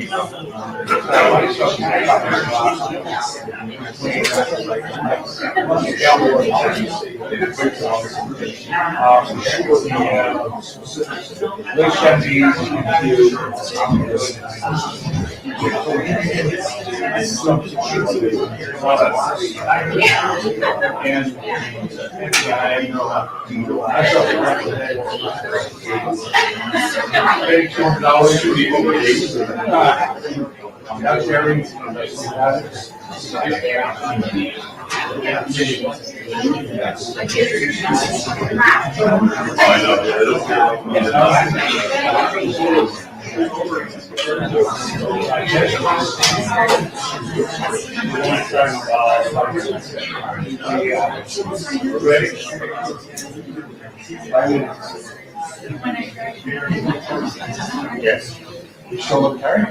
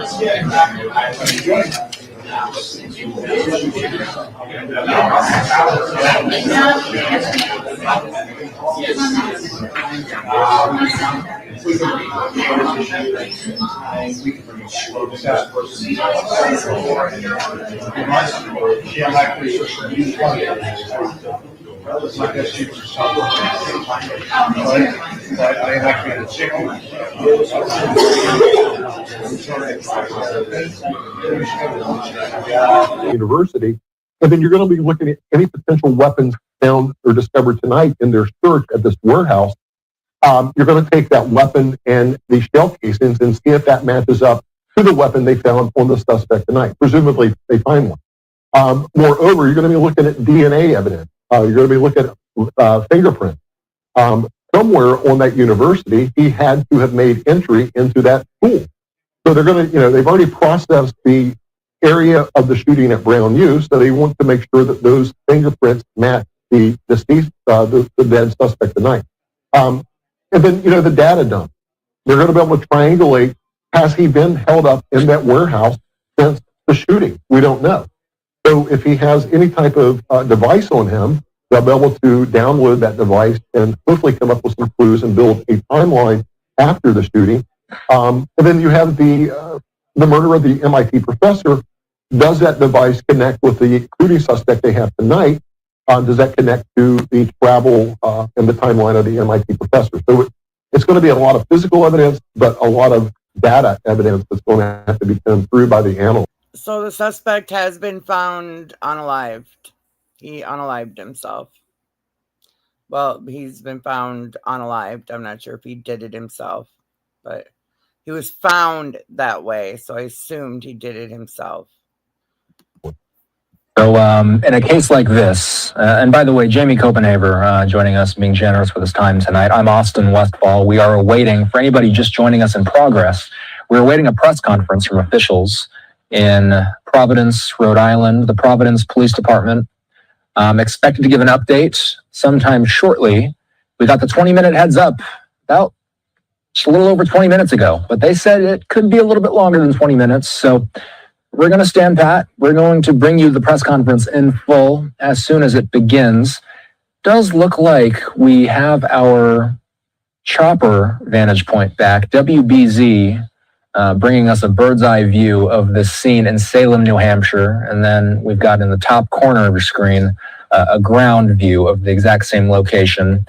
Obviously, the press conference is what we're watching for in the bottom box on your screen. No telling exactly when that press conference will start, but we expect it to start pretty soon here. Jamie, in a case like this, where one incident is a mass shooting on a college campus and the other is a targeted killing of a professor at his home, are different investigative units likely brought in for each situation? So you're going to have investigators and homicide investigators from the respective agencies. Here's the other caveat to that. You're going to have the FBI involved. You're going to have the Marshal Service involved with that. The main player in this, because it was acting out with a weapon, you're going to have the Alcohol, Tobacco, and Firearms, ATF, involved for any firearm-related investigation. So they're able to trace weapons and find out who that weapon was presumably sold to. In terms of the 101 police work, I mean, the homicide detectives from Providence has already started their investigation, and now they're sharing information with this MIT investigation of the murdered professor. So all the above, and then you have the evidence collection. I wonder what he had against this MIT professor. I can't wait to find out more who this guy is. Was he a student at one time? Was he a fellow employee? Did they get into an argument? I mean, what is going on here? By all the agents. The motive is still unclear at this point, but how do investigators evaluate whether the suspect may have had a targeted motive against the MIT professor? Yeah, data dumped from devices, any ledgers or manifestos that he may have written out. Unfortunately, Austin, we've seen these time after time, and after these suspects are identified, you'll always have a neighbor or a family member that will come forth and say something along the lines, we knew it wasn't right with this guy. Something wasn't right. We heard him talking. He was talking about violent acts. And, this stuff needs to be reported before these people act out. So they're going to look at all of the above to come up with a clear motive. And I can almost promise you that you're going to hear something from a family or a neighbor that's going to come out and say, we knew something wasn't right with this person. We just didn't report it. So, they're going to do neighborhood canvases for additional witnesses at all the crime scenes to include the shooter's neighborhood itself. They want to identify the neighbors, interview those neighbors. They may be an intricate part building a timeline, if you will. So let's just fill in some of the gaps in the timeline, if we can, while we await the press conference. From your perspective, what gaps still exist, and perhaps what are the most important gaps that still exist in the timeline between the MIT killing, the Brown shooting, and the suspect's arrival at the Salem storage facility? First and foremost, we've heard the leaders over in Providence come out many, many times. Please review your Ring video cameras to see if you have anything days leading up to the Brown University shooting. So, what they're looking for, and that would telegraph to me that they're looking to see if the suspect may have been there casing out the university, right? Coward's way out. To show a pattern, to get this timing right, so we could potentially enter that school to avoid video cameras. Also, you're going to be looking, and here's something we haven't added, you're going to be looking to build that timeline on videos once they have this car, which they have it in their possession. Presumably it's the shooter's car. They're going to look for any red light cameras, any pole cameras that may capture that car going up to the MIT professor's location for that murder to solidify and help build a timeline of this shooter. So they're going to be looking and combing through all of that data, Austin. But, I was talking to a local Fox affiliate yesterday about this case. We watched the 1-hour crime TV shows, and we see those crimes solved within that 60 minutes. And, this is playing out. It's been since Saturday. It's starting to make progress and get solved, but these things take time. It's a lot of work. You have a lot of people doing different tasks. Okay, Jamie Copenhaver, we appreciate the insight. We are getting movement at the Providence Police Department press conference. Let's listen into what they know. This is live.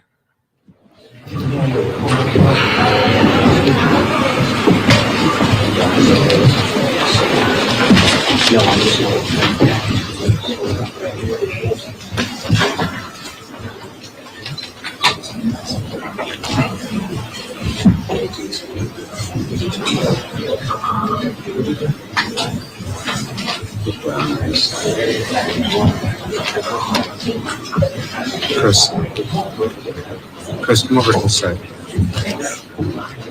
Take the X that says CP.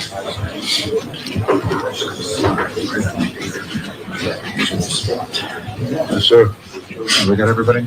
Great.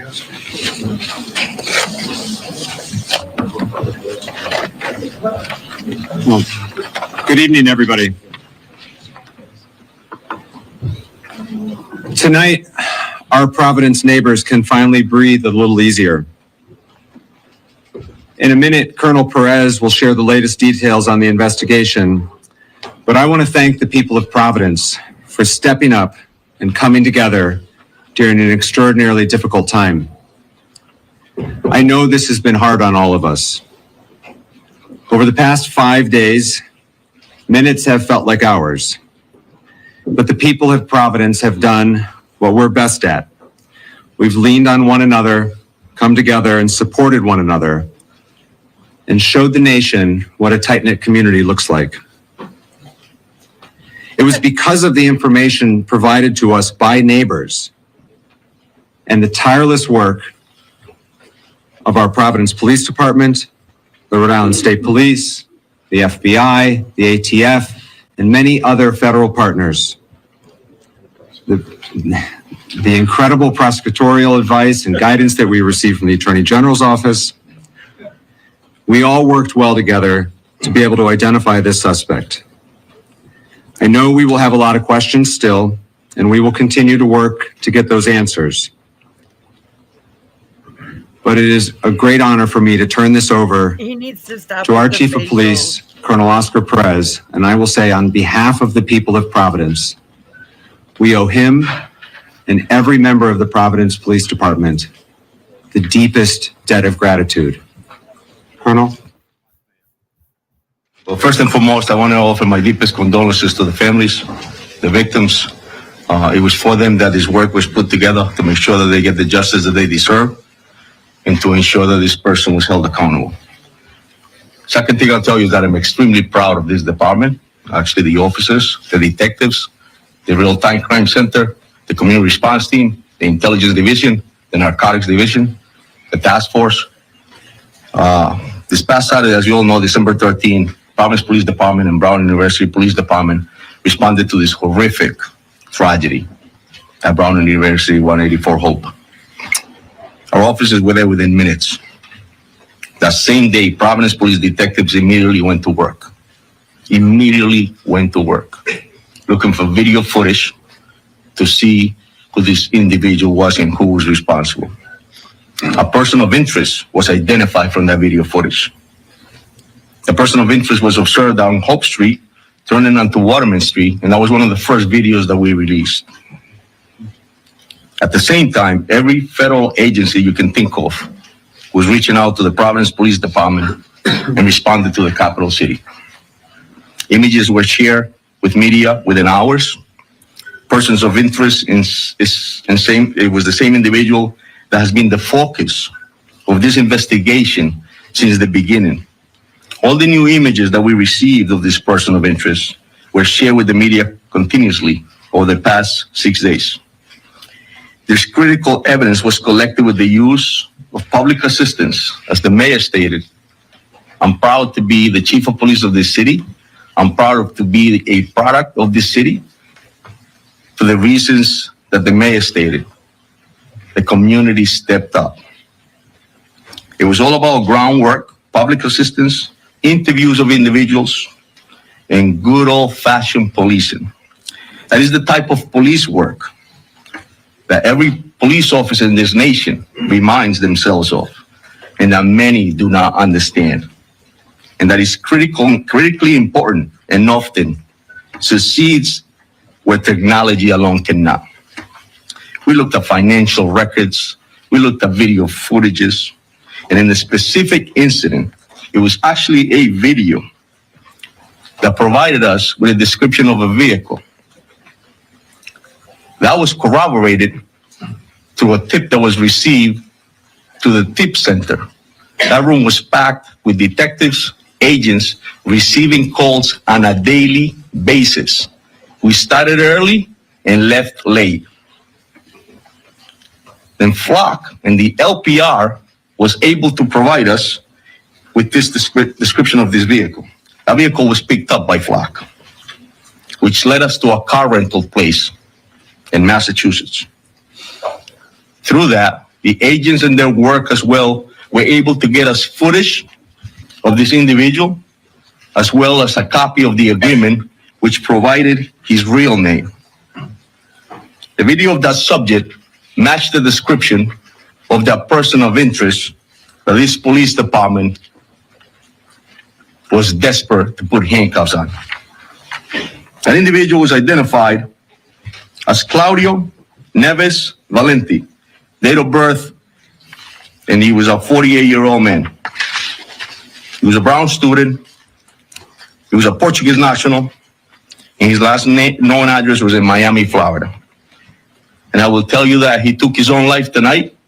We have members of the Providence Police Department up in Salem, New Hampshire, and we also have the BCI unit Obviously, the FBI and their evidence recovery unit is up there, so the process is being conducted as we speak. And it goes without saying that I would like to personally thank the efforts again of the Providence Police Department, the Rhode Island State Police, the Rhode Island Attorney General, the FBI, the ATF, HSI, the U.S. Marshals, IRS, DEA, Secret Service, and NCIS. There is no way that we could have done this by ourselves. In this nation, when horrific incidents like this happen, law enforcement steps up. Thank you very much. Thank you, Colonel. General Roner. Thank you. Thank you, Mayor. You know, I would describe the emotions on the investigative team, including our prosecutors and the agents, detectives from both state police, Providence, as mixed. You know, there is a sense of completeness in terms of the investigation, an investigation that's, if not the hardest, among the handful of hardest investigations that I've ever been involved with. And the sense that we owed those 2 dead Brown students and the 9 injured Brown students and the students who were in that auditorium that weren't injured, and the Brown community and the Providence community results. The teams worked really hard. I think I mentioned that to you almost every night that we met with you. I wish they were all up here with us.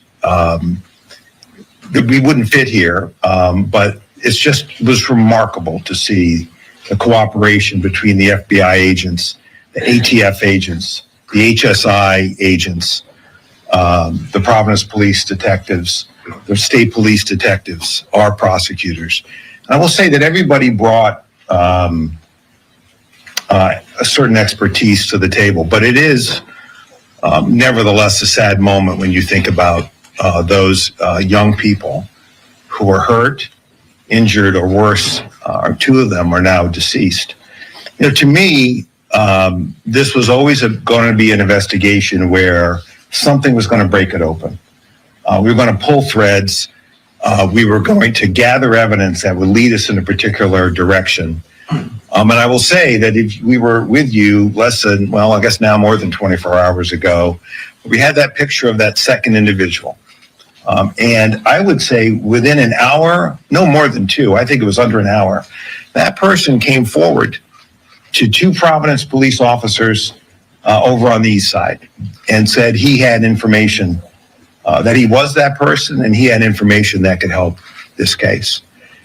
And I remember last night watching his interview, and he blew this case right open. He blew it open. And that's how these cases sometimes go. You can feel like you're not making a lot of progress. You can feel like you're chasing leads and they don't work out. But the team keeps going because, you know, those of us with experience know that you're going to pull a lot of threads, and it's not always the first one that's going to get you where you need to go. But when you do crack it, you crack it. And that person led us to the car, which led us to the name, which led us to the photographs of that individual renting the car, which matched the clothing of our shooter here in Providence, that matched the satchel that we see here in Providence. He was found dead with a satchel, with 2 firearms, and evidence in the car that that matches exactly what we see at the scene here in Providence. And so I know that you and the public have questions about how we got from a place yesterday where all we could share with you was a photograph of someone we wanted to talk to where we got to tonight. And so we got an state arrest warrant for murder today that was signed by a district court judge for this individual. There won't be a prosecution now, of course, but that affidavit is on our website, and you will be able to see more and read more about how this investigation unfolded. I won't get you all the way there because there are some things that happened afterwards which led us to this suspect's body in New Hampshire. But it will, I think, tell you, give you a sense of the work that went into this by the line prosecutors and the line agents and detectives from the agencies that work so well together. So, as I said, it's with mixed emotions. It is unimaginable, the pain that the parents and families of the deceased are feeling tonight and will feel undoubtedly for quite a while. But I hope that by bringing this person to justice, that we can at least give them the beginnings of some measure of closure. And I want to thank you all for your patience with me when I got a little testy with some of you. Those of you who know me from Rhode Island, you know that's my nature. So I really want to thank you for your patience. Thank you. General, as has been said several times, the partnership with the FBI was invaluable, and so it's a pleasure to introduce Special Agent in Charge of FBI, Ted Dox. Thank you, Mayor, and good evening. My name is Ted Dox, Special Agent in Charge of FBI Boston. We got him. Shortly before 9 o'clock tonight, the FBI SWAT team executed court-authorized search warrants at a storage unit facility in Hampshire Road in Salem, New Hampshire. This is where we located Claudio Neves Valente, the individual who we believe was responsible for the Brown shooting. The latest developments in an intense 5-day manhunt, and it's a result of an incredible amount of work dedicated by the law enforcement team standing here before you tonight. Every single agency brought their unique skills and expertise to this investigation. And we're motivated by the victims and survivors of this horrific incident. Even though the suspect was found dead tonight, our work is not done. There are many questions that need to be answered. There's a lot of evidence that needs to be processed. And most importantly, the victims and their families deserve special care and consideration. The FBI and our partners across Rhode Island, Massachusetts, and New Hampshire will continue to search for answers for the victims, survivors, and their families to see what motivated this individual to carry out such a senseless act of violence. From the onset of this critical incident, it's been all hands on deck. The FBI deployed approximately 500 special agents, analysts, task force officers, and support personnel to assist our partners in this investigation. In addition to this extra manpower, all our specialty teams were activated, including Evidence Response Team, SWAT, Divert, and Victim Services Response Team, just to name a few. A special thanks to you, the media, as well as to the community. My sincere thanks to Colonel Perez, Colonel Weaver, AG Nerona, Brown University PD, and all of our partners. This was truly a team effort. Thank you. Thank you. Another critical partner at every step along the way was the ATF. I'd like to introduce Special Agent in Charge of the ATF, Tom Greco. Good evening. My name is Tom Greco, a Special Agent in Charge of ATF Boston. From the moment 911 reports of the shooting at Brown University came through, there's been an around-the-clock effort to identify the perpetrator and to protect the community. The men and women of ATF, including our special agents, our intelligence research specialists, and our support personnel, have been proud to support and be part of that effort, leveraging our unique experience, dedicated investigators, canine handlers, and crime gun intelligence technology, such as NIBIN, the National Integrated Ballistics Information Network, to compare ballistic evidence, and our other available tools to support the investigation, and to help identify Claudio Neves Valente as the individual that we believe was responsible. ATF's mission, first and foremost, is to protect communities from violent crime. Each individual in this country deserves to live in peace and security in their homes, in their schools, in their places of worship, and in the streets. The actions of Claudio Neves Valente stole that right and terrorized the community. I'd like to emphasize to the public this was a highly dangerous individual capable of extreme violence. And we're happy to have been part of this investigation and proud to have worked with our partners to identify him and see this through. Thank you very much. Thank you very much. From the very outset on Saturday, from our first press conference in the fire station to today, Rhode Island Governor Dan McKee has been by Providence's side every step of the way. The city of Providence is incredibly grateful for the governor's support, the state police, not just their assistance with the investigation, but in supporting the broader community. It's a pleasure to introduce Governor Dan McKee. Thanks, Mayor, and clearly your staff may feel the same way with the team that you have, that we were happily able to assist. And as a former mayor, many of here in the audience know that I've been a mayor, some don't, but I empathize and sympathize with the position that you were in and the fact that you needed people to follow the lead of the Providence police and to partner in with some extraordinary people, whether it's with the FBI or the ATF, and of course our state police as well. From the very beginning, my thoughts as a dad was with the families who suffered from the shooting. The unthinkable happened in our state. The unthinkable happened in Providence. The unthinkable happened at Brown University. And we're going to be forever changed. But our commitment from the state level is to continue to support Providence, Brown, and the people of the state of Rhode Island in the recovery. That's going to take a great deal of time. But I do say this. The professionalism that I saw in the law enforcement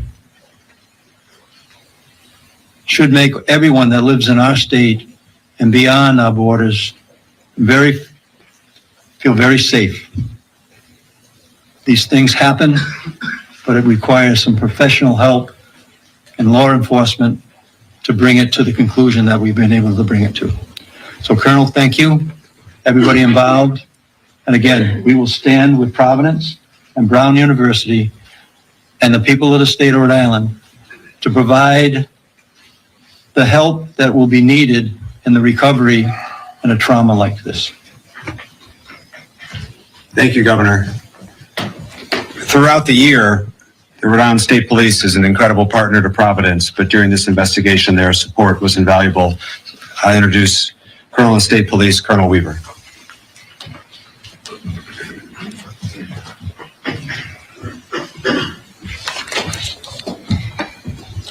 My name is Colonel Darnell Weaver, the Superintendent of the Rhode Island State Police.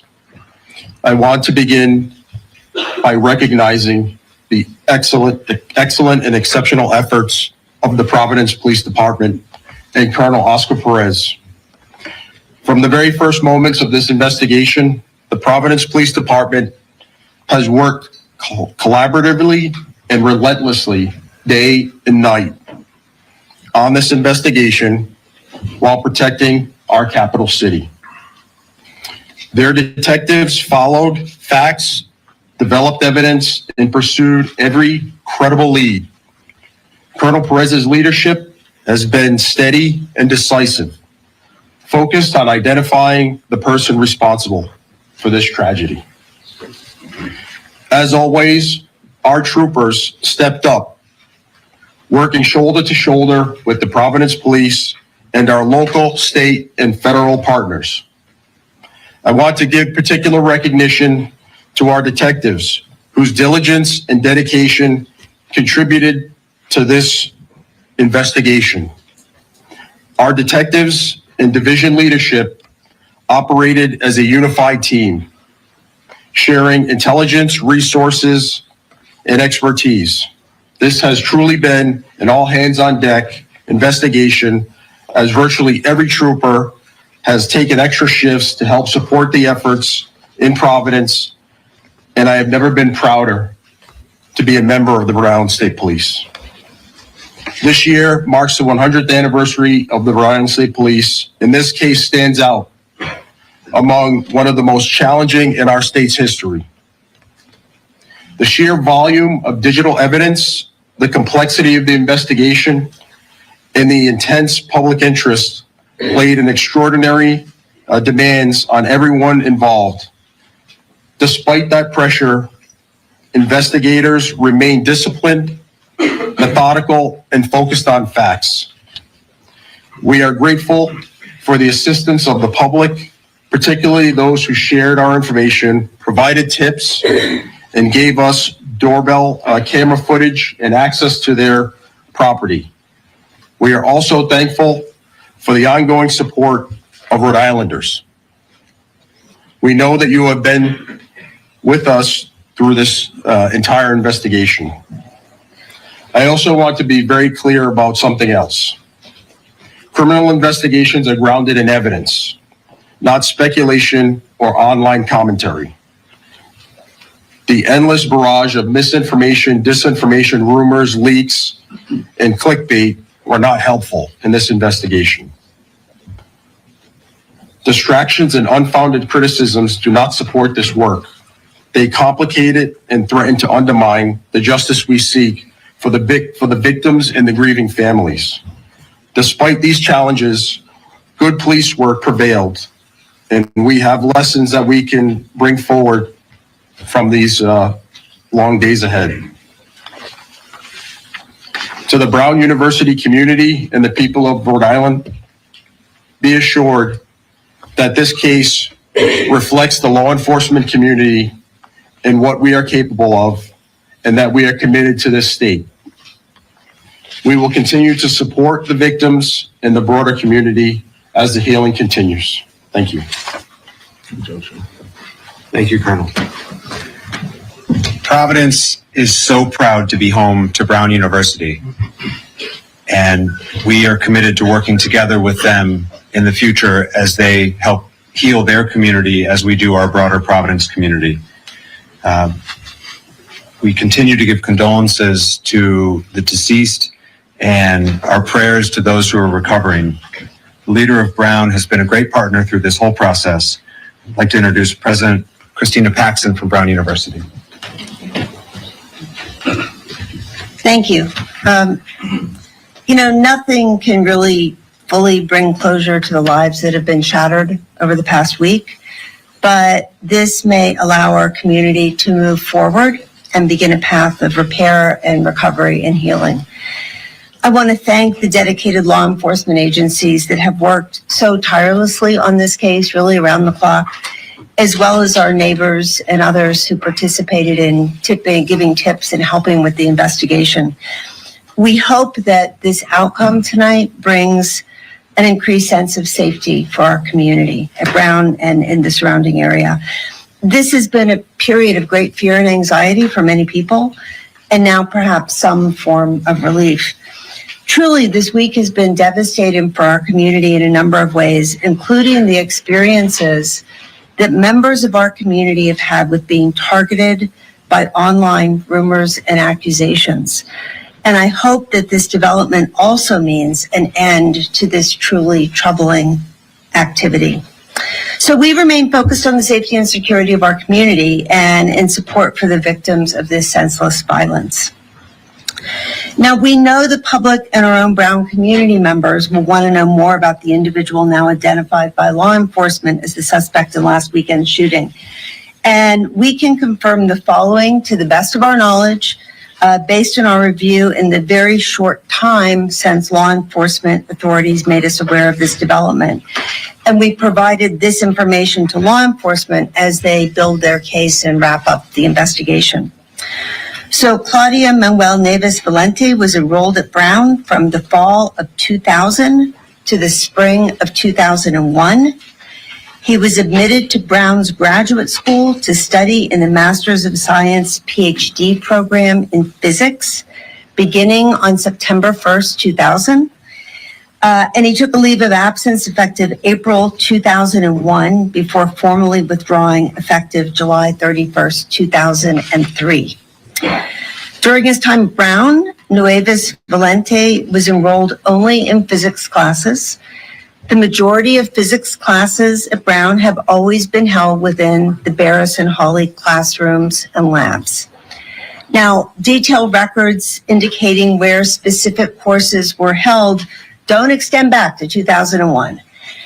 But we can say that physics classes typically require access to specialized equipment, including demonstration carts that are a fixed asset in some of Barris and Hawley classrooms. So I think it's safe to assume that this man, when he was a student, spent a great deal of time in that building for classes and other activities as a PhD student in physics. He has no current active affiliation with the university or campus presence. So again, we thank law enforcement and so many others for their extensive work on this case, day and night, and we look forward to a sense of restored safety for Brown, Providence, and the Rhode Island communities. Thank you. Thank you, President Paxson. The last speaker, and then we will take your questions, is the Chief of the Brown Police Department, Chief Chapman. Remember, his officers were the first to respond on Saturday, and we're so grateful for both their immediate and heroic response and their partnership over the last 5 days. Chief. I want to express my ongoing prayers and cared concern for our entire community. I certainly also want to acknowledge and thank the men and women of the Brown University Police and Public Safety for their efforts. As you see, this was a Herculean task and required a lot of collaboration and work. And our officers and our public safety personnel were shoulder to shoulder with these assets. I do want to also thank all of you who have helped citizens and law enforcement. That partnership and collaboration means the world to us, and we couldn't have gotten there without you. So thank you. Thank you, Chief. We'll now open up to questions. Go ahead. Yeah. Go ahead. What led authorities to link the incidents between Brown University and MIT? I can get done. And I can follow up to that.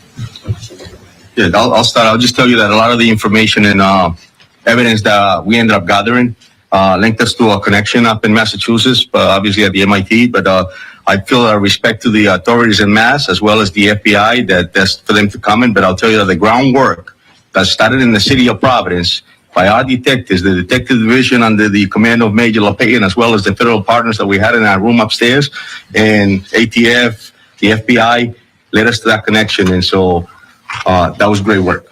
Special FBI, well, does FBI want to weigh in on that? And then I have a follow-up. I think through that particular link that you're talking about, that case is being worked out of Massachusetts with the leadership of U.S. Attorney Leah Foley. I believe that they are having a press conference today as well, where they'll reveal more to the general public at that time. I'd be remiss to start and kind of talk on this, to let them kind of have first dibs to kind of be the ones to tell the public about those particular links. And your follow-up. But your follow-up, sir. As for the second person who came forward, what did that person tell you, and did that person know the shooter? So yeah, obviously I had mentioned at the last press conference that it was a person that we wanted to speak with. The work of the video collections that we had led us to identify that there was a person that actually encountered this individual. So it corroborated everything that we saw. We saw a person of interest. We saw that there was a vehicle involved. And this person came in, broke the case in the sense that explained to us exactly what we thought we had seen and put that individual at the crime scene.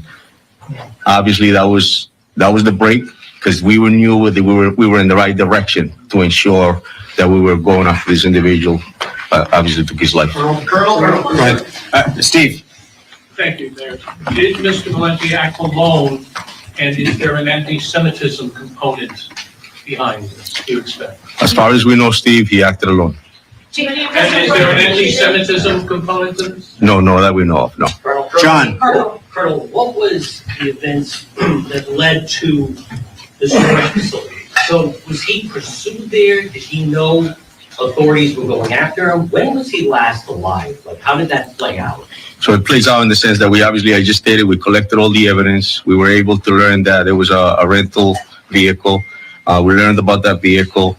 There was financial records that were verified by the FBI, obviously, and other agencies. I'm sorry, actually, so another agency, so multiple agencies that verified financial records that brought us to that site to know that he had actually rented a site at the storage unit, and then we ended up in Salem. In a follow-up, Yeah. when he did that, did he know authorities were coming, or did he just go and, like, how long had he been in that storage unit? That we're not aware of, John, in the sense that all we knew is that we were on a manhunt, and that's what he led us to. So. Amanda. Oh, thanks. Chief, I have some questions for you about Claudio. So he graduated, well, he didn't graduate, he was at Brown more than 20 years ago.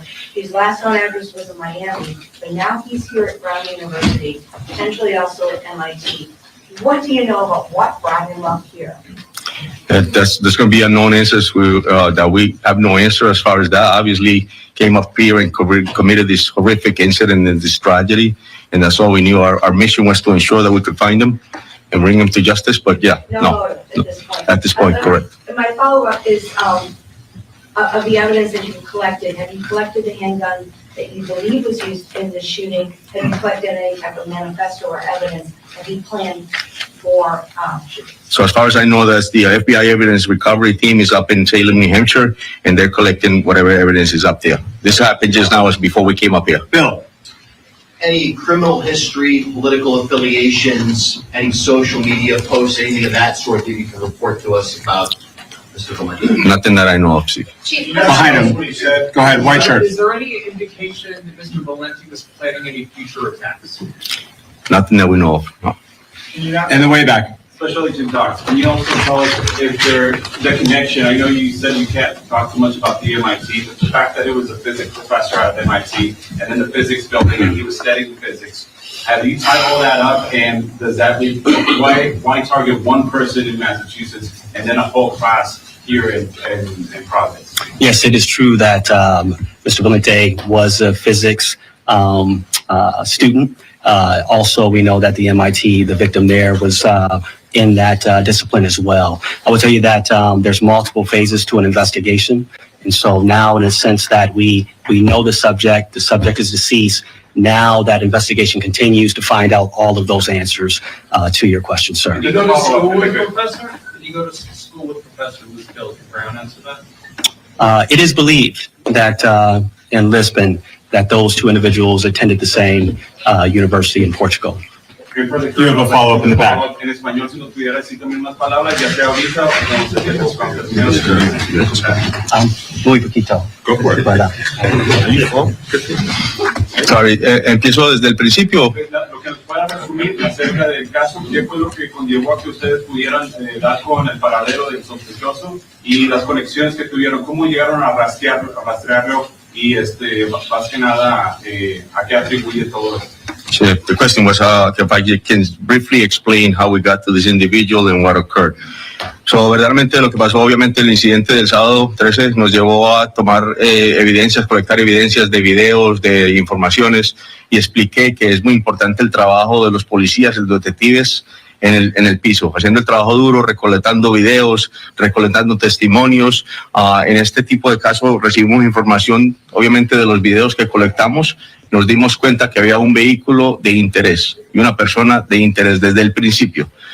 Esto nos llevó a después informarnos de la placa del carro, la descripción del carro, y eso nos llevó a darnos cuenta de que esa persona había rentado el vehículo en una compañía en Massachusetts.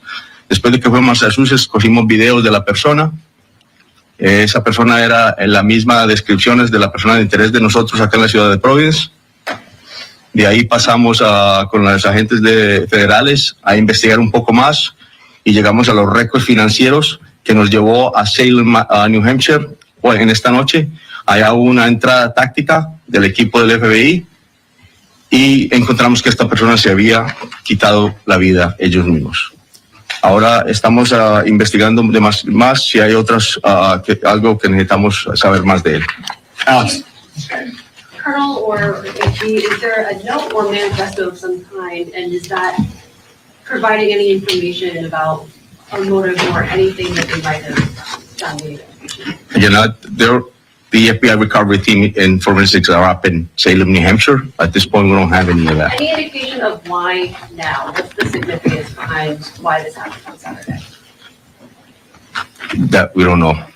Yeah, I don't think we know the answer to that question. I think there's a lot of unknowns with respect to motive.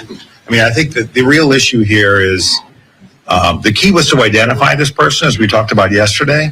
I think there are other answers that are coming, but once we were able to identify him, thanks to that individual who came forward, who led us to a plate, which led us to a rental car, which led us to that he rented that car in his own name.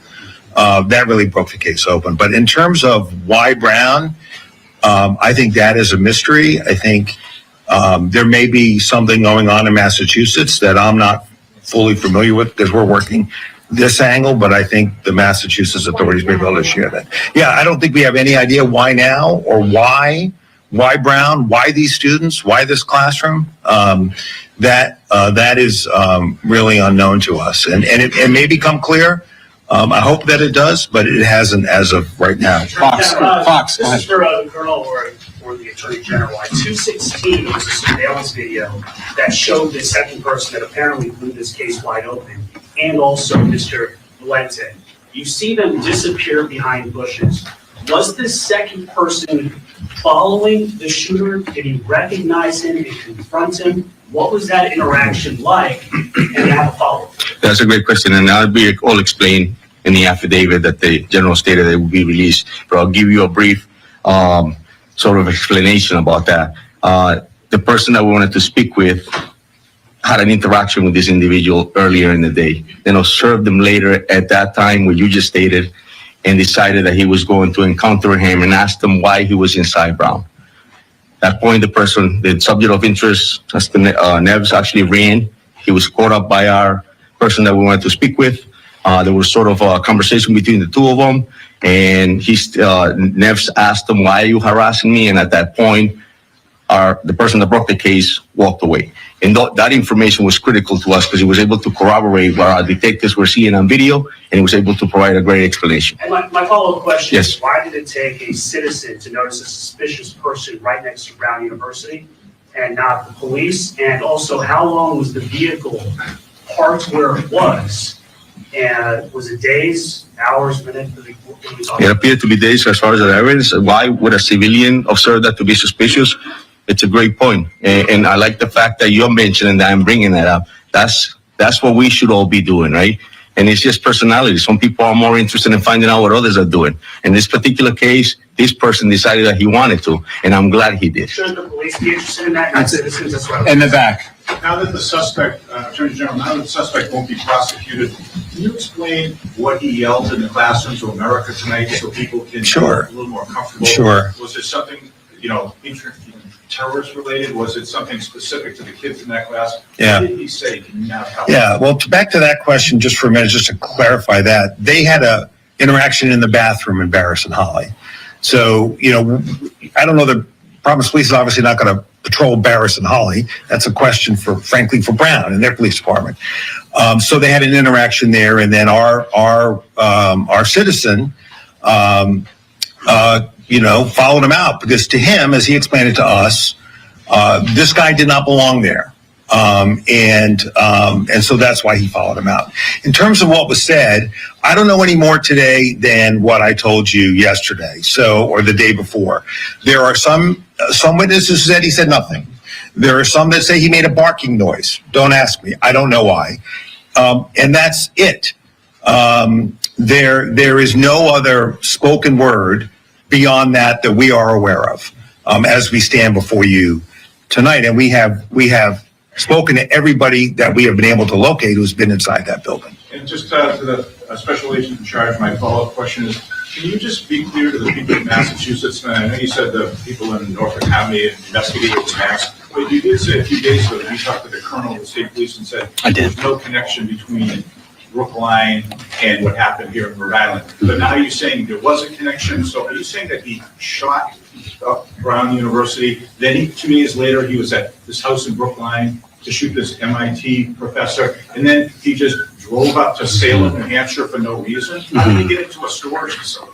No, I think that's a great question. My actual statement was that we didn't see a connection at that time. But absolutely, I spoke to the colonel.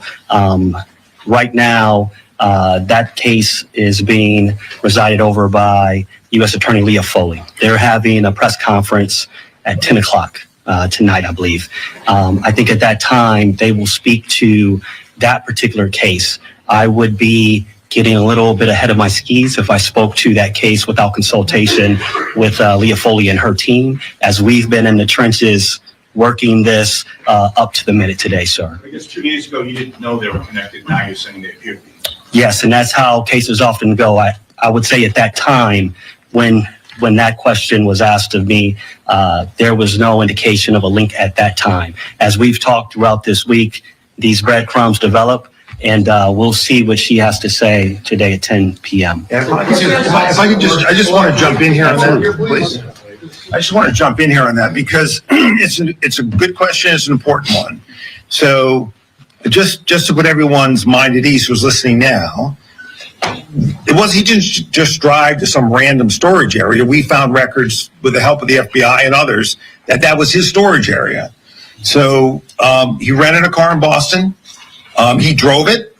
We were able to find that car in New Hampshire. We were able to find evidence in the car from looking at it from the outside that connected this individual to our crime scene here in Rhode Island. We were able to find visual evidence of him inside that storage facility, which, in my judgment, matches him to the Massachusetts scene. So you'll hear more, as the special agent said, but there is no question that was his storage unit, that he had a particular car, that we found that car because of this citizen coming forward and giving us a description of the car, and then our individual who came forward, we knew he was telling the truth because we could see it on the videotape.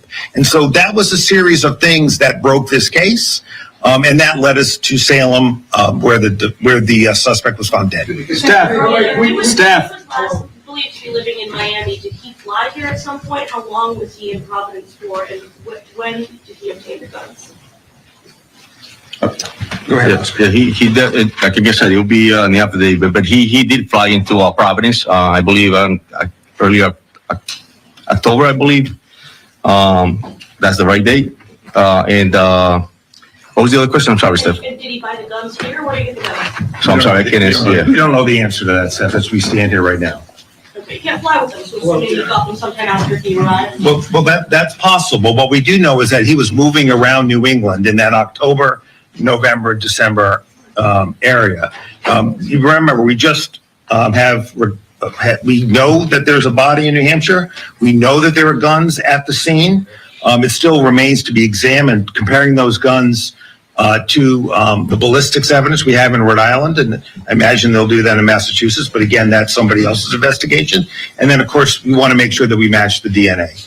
But we are 100% confident that this is our target, and that this case is closed from a perspective of pursuing people involved. And Steph, just to add, I think Special Agent Doc stated, obviously we didn't know who he was. And so it's very difficult to know what a person did prior without any knowledge of who that person is. Dan. Can I just ask Special Agent this question? It sounds like from everything everybody's saying that the person who came forward to speak to you is kind of the hero in this story in a lot of ways. Absolutely. We know that there's a $50,000 reward. Did you get the reward?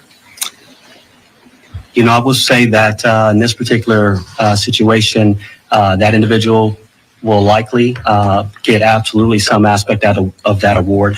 We've had a lot of other tips, I will tell you as well, that have come in from the public. And so I don't deal typically with the distribution of those rewards. But I mean, it would be logical to think that absolutely that individual would be entitled to some of that reward. Yes, sir. Second row, red shirt. Go ahead. Yeah, you. Thank you. Fox News Digital. Do we know when or how the suspects left Providence? For the colonel. We know he left Providence and committed a homicide in another state. on that, but we don't know. I'm sorry, how did he leave? No, so do we know when he left Providence? Yeah, when he left, that's what as far as we know that he left, but we didn't, I believe his last activity was obviously when we found out he was in another state committing another crime. Pat Ward, Coalition Radio. I'll throw this out to all of you, with particular regards to the Brown University president. A recurring theme for the last few days has been an outreach, ultimately successful, to the people of Rhode Island and the people of New England to track this individual down. While at the same time, we've got this sort of passive aggressive criticism of individuals who are being actively asked to engage via social media, who are wildly spreading rumors, some of which couldn't have possibly emanated anywhere than law enforcement. And I do have a follow-up. So does anyone like to respond to that? I mean, it's kind of condescending to a lot of people. I know, Governor Key, if you're confused, that's not uncommon. But the. All right, that's uncalled for. All right, we're moving on. Current. No, current. Came forward with the case-breaking tip. Was that information originally posted online?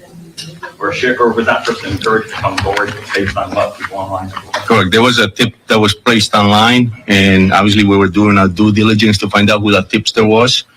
And then we were able to identify this person who we wanted to speak with, and then we learned that person was actually the same person that put the tip on that up that you're speaking about. Brian. Sorry? Does that person live in the area? It was the same person that we brought into the police station to speak with. The images that you showed at the beginning, where you can see Mr. Valente's face, where were those images taken from? They were taken from the car rental business place that we learned about that. No. President Paxton, if you could, the situation is described that you had the suspected gunman and this other person had an encounter in the engineering building hours before the shooting. I had been told by an employee that there have been concerns raised at Brown previously about people getting in the building. Have you heard those, and was anything done to address those concerns about people getting into the building?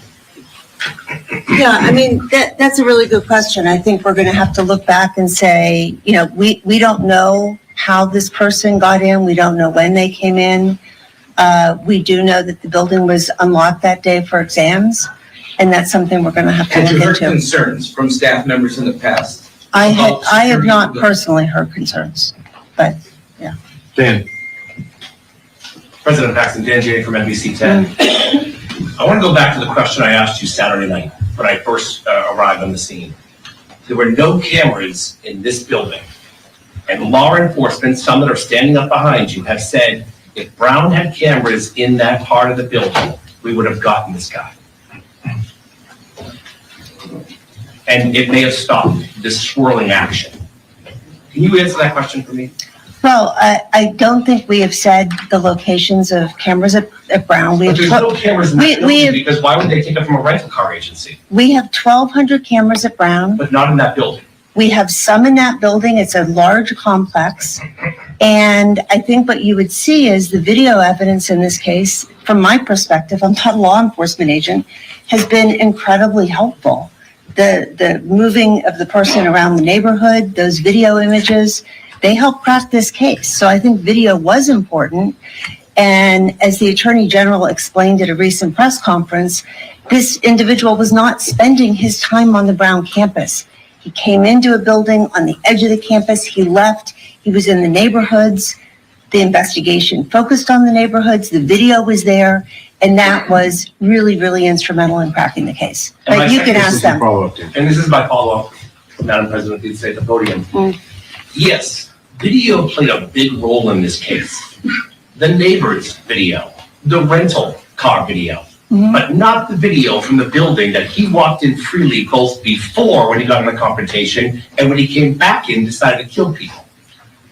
You didn't have cameras in that building, just say it, so we can get this over. And my next question is, will you put cameras in? Will you put the cameras in that building? Yeah. Will you walk cameras in that building? Yeah, you know, I think we need to look back. We'll look at everything that is done, but I do not think a lack of cameras in that building, it had anything to do with what happened there. And we will go forward. Thank you. Tom. Tom from WPRI. Colonel Perez, I'm hearing from sources that the person that identified the shooter happened to be a homeless person that either lived around or inside that Barris and Holly building. Can you confirm more about this person for us? And then I have a follow-up for President Paxton. I'll tell you, there was a person that was pretty attentive about his surroundings. I'll tell you, there was a person that was very cooperative and helpful to this investigation. And I'll tell you that he was a great individual that actually assisted us in getting us to this point where we're at. I'll tell you Brown that. graduate? He was, yes. I have to say, he was incredibly articulate, and his testimony, had we needed it, would not only have been credible, it would have been persuasive. He was as outstanding a witness as I've seen, and he deserves a lot of credit. You know, recognizing there's a gunman on the loose, that the gunman knows he had this interaction with him, and he didn't. Once he knew that we were looking for his help, I mean, he came forward within an hour. And that person deserves a tremendous amount of credit. I don't know whether he's going to get the reward or not, but if I had a vote, he would. All right, Tom, you got to follow. Are you done? Go ahead. Go ahead. My question was for the Chair Chapman, if you wouldn't mind. In October, the Brown Daily Herald reported that you had a vote of no confidence in your leadership, and students were concerned for their safety and the fact that you had prioritized desk jobs over having over field jobs and having more people patrolling the campus. Now, in light of this, do you accept any kind of responsibility for this? And now that we've given these prior warnings, are you going to reevaluate how the Brown Police operate in the future now, so this doesn't happen again and these students can feel more safe on campus when they return? Great. So as I stated earlier, I'm profoundly proud of the men and women of public safety and profoundly proud of our police department.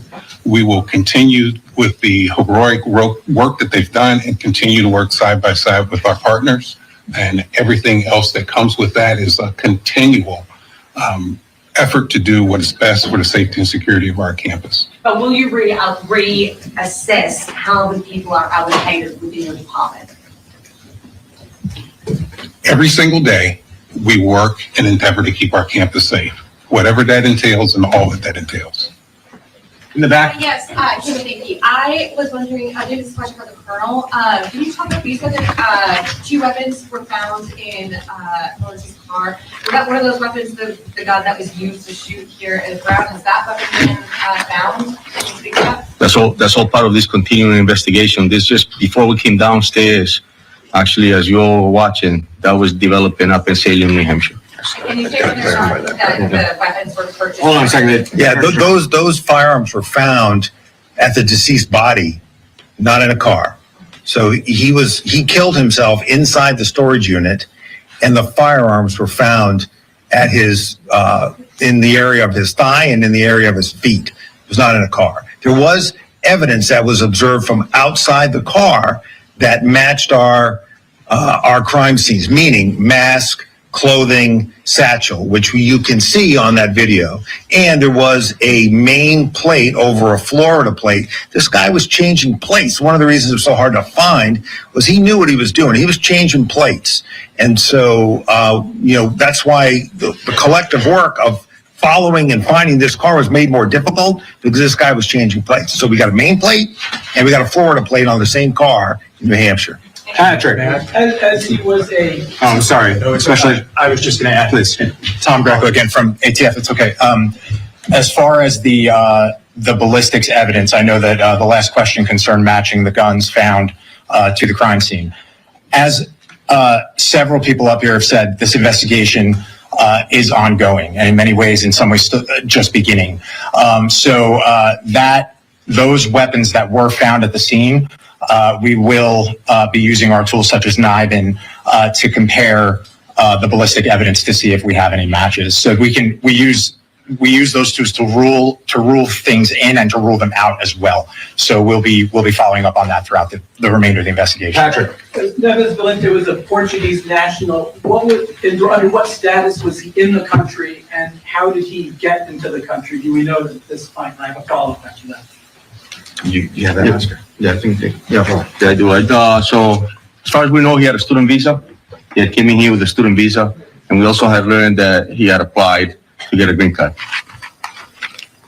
We know, sorry, I have a question, and for President Paxson, does Brown? And Patrick, if I could just be clear on that, he got that, that lawful permanent resident status in September of 2017. Thank you, I was gonna ask, but then, and for President Paxson, has Brown had any communication from Neves Valente in the period after he left until now? As far as I know, no, he has really gone off our radar. We will continue to cooperate with the police as they continue with the investigation to find anything we can find about him. But his last class that he took at Brown was in 2001. Straight back. This question is for the Colonel or the Attorney General. If you hadn't focused on the wrong person of interest on day one, do you think the professor in Massachusetts would be alive? Well, from the beginning, I've told you that this investigation is extremely complex and intense. And so we used every resource as soon as we responded to the call. I stated that earlier. I'm proud of the men and women of this department. Yes, we did find somebody that we thought obviously was the person, but we continued on. We continued on investigating. We continued on canvassing the areas. We continued on with video. And that's why we ended up where we're at now. Yeah, if I could just jump in here, I just want to continue to answer that question. It's an important one. And the answer to that is this, and I tried to convey it a couple of days ago. We broke ourselves out into teams. So while the Providence team and the state police team and the ATF team were working here in Providence to follow up leads, develop whatever video evidence we can, which eventually led to all the steps that you've seen and are laid out in the affidavit, which is on our website, and it is multiple pages. You'll see the progression. So while the FBI were working Coventry, we were working here. Now, you may ask, well, what was it about Coventry that made us, for those of us who've been in law enforcement for a long time, why did we have to run that lead to ground? Here's why. When the FBI confronted him, initially, he was not cooperative. When they entered the room to secure it, there were guns in the room. One of them had a laser sight. The witnesses had told us there was a laser sight used in the course of the attack. Okay, we had to run that to ground. We couldn't just, not run that to ground. That was a very promising lead. But that's why you don't get over your skis about, and word choice is important. So while we had to test those ballistics and test the DNA off those guns, and that DNA ruled this guy out, okay? But we had to run that lead to ground. But while we're running that lead to ground over the course of Sunday, for the most part, my memory's correct, we were working other leads, which eventually led us through a recreation by the great work of the team, including the marshals, by the way, that are up here. Movements, image of our cooperating witness comes in, and you've heard the rest. So, this is the way these investigations work. You don't chase one and stop. We have chased more than one lead over the course of the last 4 to 5 days. There was one lead that we followed, didn't work out. There was another lead that we followed, didn't work out. There was another lead that we followed, didn't work out. So that's at least in my mind 5 different leads that one worked out, 4 didn't. But you're running them all down at the same time. So I can't offer any comfort in that regard. But I don't believe that we would have found this person any sooner, given the evidence that was available to us. We're way back. Can you say why it took so long to get the tipster's tip? It looks like he posted on Reddit on Monday and then said on Reddit that he told the FBI. Was it lost in the FBI's tip? We received the tip about that post and immediately acted on it. And so that's exactly what occurred. As soon as the tip came in, we had a tip center upstairs that was staffed, as I mentioned earlier, by detectives and agents. They were going through hundreds of tips that were coming in, hundreds. We were vetting them through, ruling them out, just like the general stated. We were making sure that whatever came in, we checked it to its entire to ensure that we weren't missing anything. And so when we got to that tip, obviously, it led us to that person that we wanted to speak with, and I told you the rest earlier. So. Yeah, and I want to complete that too, because this is important. This person had to come forward. That's why we put the picture out. Once we put the picture out, he came forward, right? But we didn't know who that person was. We knew about what was on Reddit, but we didn't know who that person was. That's why when we identified another person, we didn't know when that person came forward that he was the Reddit poster. He then told us he was, okay? So all of these things kind of happened in that sequence? Chris? This Valente figure, this is a question for President Paxson. Do we know why he left school early in 2001? Did he have a history of mental illness that was expressed during that time or reported in that time? No, we learned his name very, very recently, and we haven't had a chance to really dig into the records, but we will if it helps with the investigation. This is another question. We had a follow-up question. This is another question about a student visa. You said he's here on a student visa now. What school is he affiliated with? General, yeah. So he's not here on a student visa now. He was initially, and then he applied for and received lawful permanent resident status in September of 2017. Okay? Go right here. What was Mr. Valente's profession and how did you switch his residence? Again, as I stated earlier, we just identified who obviously that person, and this developed pretty quickly. So that's all part of the investigation that's coming. And can you talk about, was there any interaction between him and law enforcement before he died? No, I don't know. I have a follow-up to her. There you And go. that is, do you know any associates of his, family members, friends, roommates? And if there are any in the United States, did any of them come forward through the process of this investigation? No, not at this time. This evolved extremely quickly. We've been at this for 6 days. And so here we are, and we now identify who the person is. We're about to make an apprehension. As I stated earlier, he took his own life, but that's all part of the investigation that will continue about him. Go ahead. Okay, so for President Paxson, Chief Burrows said he had no known criminal history that you know of. You were asked about possible mental illness while he was here. When he was at Brown, did he have any grievances, disputes with anyone, any problems, any disciplinary issues, any problems at all that were documented? Not that we know of at this point. I mean, again, these are very, very old records, you have to understand. We learned about this very recently. And I think going forward, as we want to learn more, we will cooperate with the investigation to give them the information they need.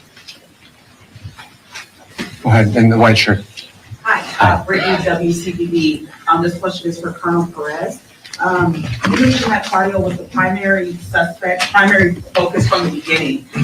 If that's the case, can you elaborate more on why there was someone else detained initially, and the lead that led you to that person to being detained initially, if Claudio was the primary focus from the beginning? Yeah, so. And I have a follow-up. Sure, Brittany. Great question. So we have received a tip about that first person. We have received a tip about him wanting to get a permit to carry a firearm. And so that led us to also learn that he was a person who potentially could be, it was just where he was denied and then he went to another department and the descriptions led us there. So we had it vetted through. Obviously, the FBI responded, followed through that whole tip, ended up finding the person, taking him to custody, finding him with 2 firearms, with a laser. And so it took a while for us to be able to rule him out. But it was a tip that came in. And as I stated earlier, as soon as the call came in, it was all hands on deck. And there was nothing that we were just going to say that is not anything that had to do with it, with this case. Obviously, we wanted to make an apprehension, and we went after that. So. Yeah, I just wanted, if I could just jump in here, Mayor, I'm sorry to do that, but I think I heard you say that Mr. Valenti was the suspect from the start. Primary focus. No, he became the primary focus yesterday at around this time. This name was not known to us until yesterday. So when our cooperator came in last night, we were able to track the car, get the name, and then we were in the position of today, do we push that name out so that you can help us find this guy? Or do we think we know where he is? And so that was the balance. That was that back and forth analysis in our minds, collective investigative team minds, was going on today. But his name did not come to us until yesterday. As I said yesterday, until you have the name, which we did not have until yesterday, after our press conference together, that's when this thing heated up. As soon as you have a name, I believe you can find anybody in this country. And the fact that this team was able to do it in around 24 hours, I think is a tribute to them, their hard work around the clock, to do exactly what we have been talking about doing, which is how long is it going to take? And it took, roughly 5 days. And that's a tribute to them. Brittany, if I could just clarify further on that. So what I meant, obviously, it was that the image that we released within hours of that person of interest that was walking on Waterman Avenue around the corner that was sent out within minutes. That became a primary focus of the investigation, that person of Thank you for interest. the clarification, and if I may, my Please. follow-up. I believe it said, the last address for, Valencia was in Miami. Correct. Have law enforcement in Miami been notified? Are they searching this last address for any, potential evidence? No, Brittany, absolutely. Yes, that address, I believe, was one that predicated in 2001. And so absolutely, the law enforcement agencies, both federal and local, were notified of that. They also went to that residence as well, also talked to the individuals that was at that particular residence to see if they had any type of connections or associations with Valenti. Thank you. Absolutely. In the way back. Question for Coronel Perez, I'm sorry. For Univision in Spanish channels, what's next? Do you have any leads on the motives? Como acaba de preguntar la colega, ya registraron la vivienda en la Florida. ¿Qué es lo que viene ahora? Si es que saben cuál fue su motivo para matar a esa gente. Sí, vamos a seguir. So the question was, what's next, right? What are we going to do next? And so la respuesta es que vamos a seguir, obviamente, trabajando con las organizaciones federales y también entre nosotros buscando esa inteligencia de quién es esa persona, qué motivo lo trajo aquí a la ciudad de Providence a cometer esta tragedia, este incidente. Pero eso va a tomar tiempo verdaderamente, vamos a tener que averiguar y averiguar más para ver qué fue el motivo que llegó a esta ciudad. ¿Tienen alguna pista de qué podría haber sido? ¿Qué es lo que van a estar buscando ahora? No, hasta el momento no, esto obviamente, como acabo de explicar ahorita, lo identificamos hace poco. Colonel. Go ahead. I just have Right there. I want to ask what brought investigators specifically to New Hampshire? Does this person have a connection to New Hampshire? I know you said with the storage unit was in his. So it was the financial records that the federal agency followed through the investigation that led us to learn that this person had rented there, so a storage unit. And so we responded immediately, and we found that the vehicle that we were looking for of interest was parked there. Just one follow-up here. Kate, go ahead. Chief, can you speak a little bit more to that, again, identification of the vehicle of interest, the person who did that? And as you said, there was video captured. Could you walk us through that aspect of this? Was this the witness who provided to you the vehicle? Can you walk us through how that vehicle of interest entered the investigation of the night? Correct, yeah, it was part of the tip that was posted actually, and then also the tipster had called and had stated that this individual had a fob and was trying to enter a vehicle that was parked on Benevolent. And so because of that, we obviously knew there was a vehicle and there was a description of a vehicle. When we brought him in, he collaborated further on that vehicle. We put it out through Flock, the description of it, and we learned that within that time period, there was only a certain amount of vehicles that came up with those descriptions fitting it. So our detectives obviously stayed on that and ended up finding this vehicle with Florida plates. And that's how we ended up with that specific vehicle. Then we had learned that the vehicle also potentially could have changed their plates. And as I stated earlier, we were able to find the vehicle on Flock, actually get the actual plate, learn that it was a car rental, which brought us up to learn that, that we needed to learn more at the rental place about the individual, which we did. And then further later, we found out, again, doing all the work that they did upstairs, I think it was tremendous too. If you had a chance and an opportunity to see how much work was put in, because it was bits and pieces of information. It's almost like putting a puzzle together. You only have just a few pieces and you're building it. And that later on led us with the financial records to learn that he rented a storage unit in New Hampshire, and that's why we ended up. And as a follow-up to that one for the Chief or the Attorney General, you mentioned again weighing that public interest versus the information that was available to law enforcement at the time. As this person, again, considered armed and potentially dangerous, was out there. The Chief just spoke to license plates changing on a variety of moments, if you will. But was it too fast moving? Talk to us about weighing again that providing information to the public with an armed and dangerous individual and vehicle use that involved multiple license plates and your decision not to sort of real time inform the public of it. Yeah, so we knew last night, who this guy was and that he had rented a car in Boston. So the question becomes, is he going to return the car to Boston? We got information he might return it to Connecticut. He didn't return it at all. But when we thought he might be returning it to the information, to the locations, we wanted to try to take him without him knowing we were coming. As soon as his name gets out there, he is going to be even more in the wind. And so the question becomes, if you think you might know where he is, right? Eventually you find the storage unit, right? So you're following that up. But initially you think he might return the car to Boston on Atlantic Avenue, I believe, or in Connecticut, perhaps to board a flight somewhere. You're weighing, can I take this guy because we know where he's going to be, and not alert him that we're coming. And so I would say this afternoon, we were going back and forth on that. But as the FBI and the ATF and our other partners, Providence Police, State Police, developed evidence as to where he was, ultimately in New Hampshire, we decided to pursue to that location. And there we found the car with those multiple plates that we were looking for, a Florida plate and a Maine plate on top of it. General, right there, go ahead. General, That DNA evidence, where was that tested? And also the firearms examinations, we've got some trouble with the state lab here. Where were those?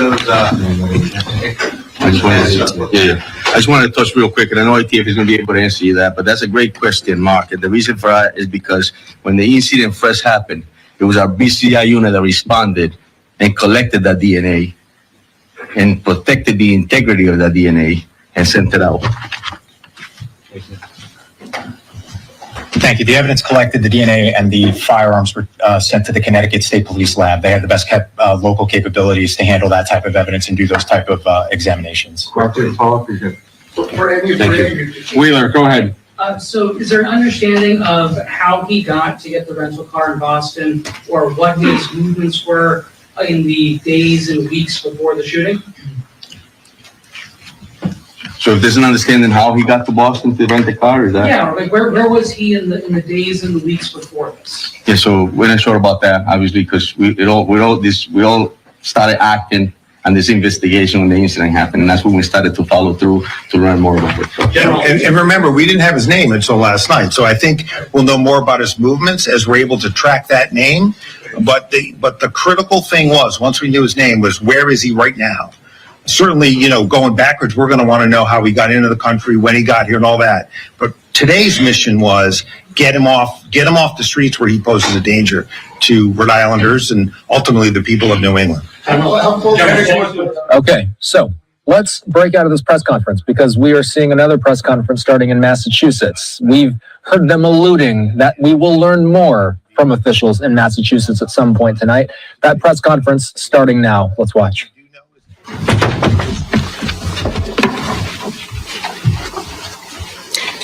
Good evening. This evening at approximately 9 p.m., federal agents breached a storage locker in Salem, New Hampshire, in search of Claudio Neves Valente, a Portuguese national we believed shot and killed two Brown University students and an MIT professor in Brookline, Massachusetts. Federal agents found Neves Valente dead from a self-inflicted gunshot wound. The United States Attorney's Office in Boston, Rhode Island, Connecticut, and New Hampshire have been working throughout the day to establish probable cause to charge Neves Valente. Earlier today, the U.S. Attorney's Office in Massachusetts filed a criminal complaint under seal detailing the chain of events over the past 6 days, including information that led us to today's search of the storage locker in New Hampshire. This is what we learned during this multi-jurisdictional investigation. Neves Valente studied at Brown University in Providence, Rhode Island on an F1 visa around 2000 to 2021. He eventually obtained legal permanent resident status. Previously, he attended the same academic program as the MIT professor Nuno Loureiro in Portugal between 1995 and 2000. Although Neves Valente appeared to reside in Florida, between November 26th and November 30th of this year, he rented a hotel room in Boston. On December 1st, he rented a gray Nissan Sentra with Florida plates from a car rental agency in Boston. That same day, he drove to the vicinity of Brown University, where his car was observed intermittently between December 1st and December 12th. On December 13th, Neves Valente entered an auditorium on Brown University's campus during a study session and began shooting at students, killing Ella Cook and Mohammed Aziz Umarzokov and injuring 9 others.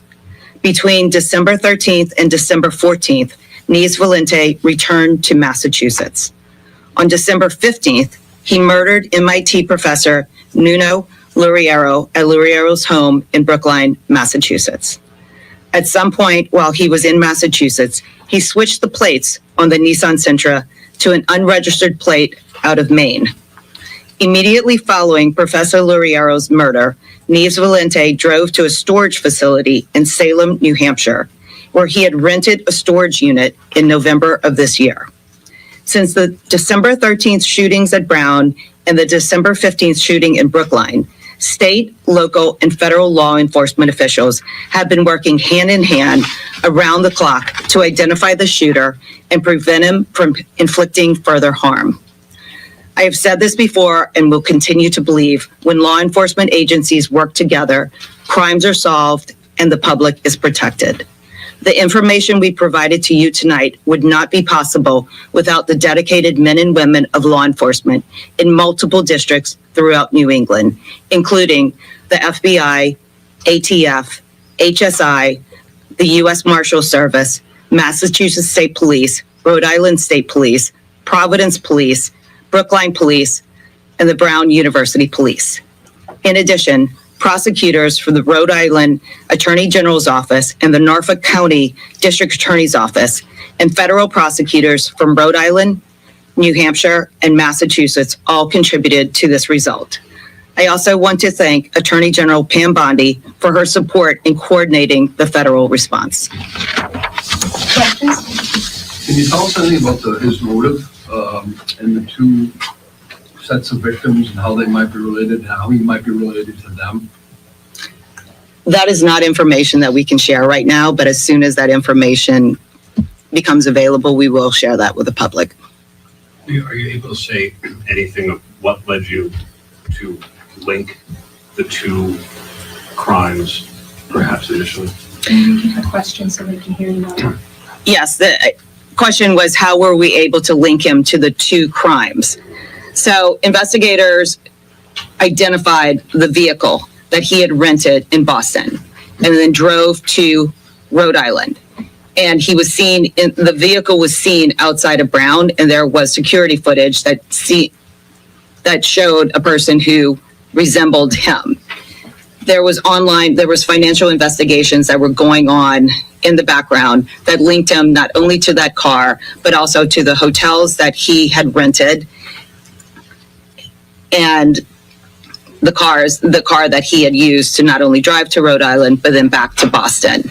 And then there was the security footage that captured him within a half mile of the professor's residence in Brookline.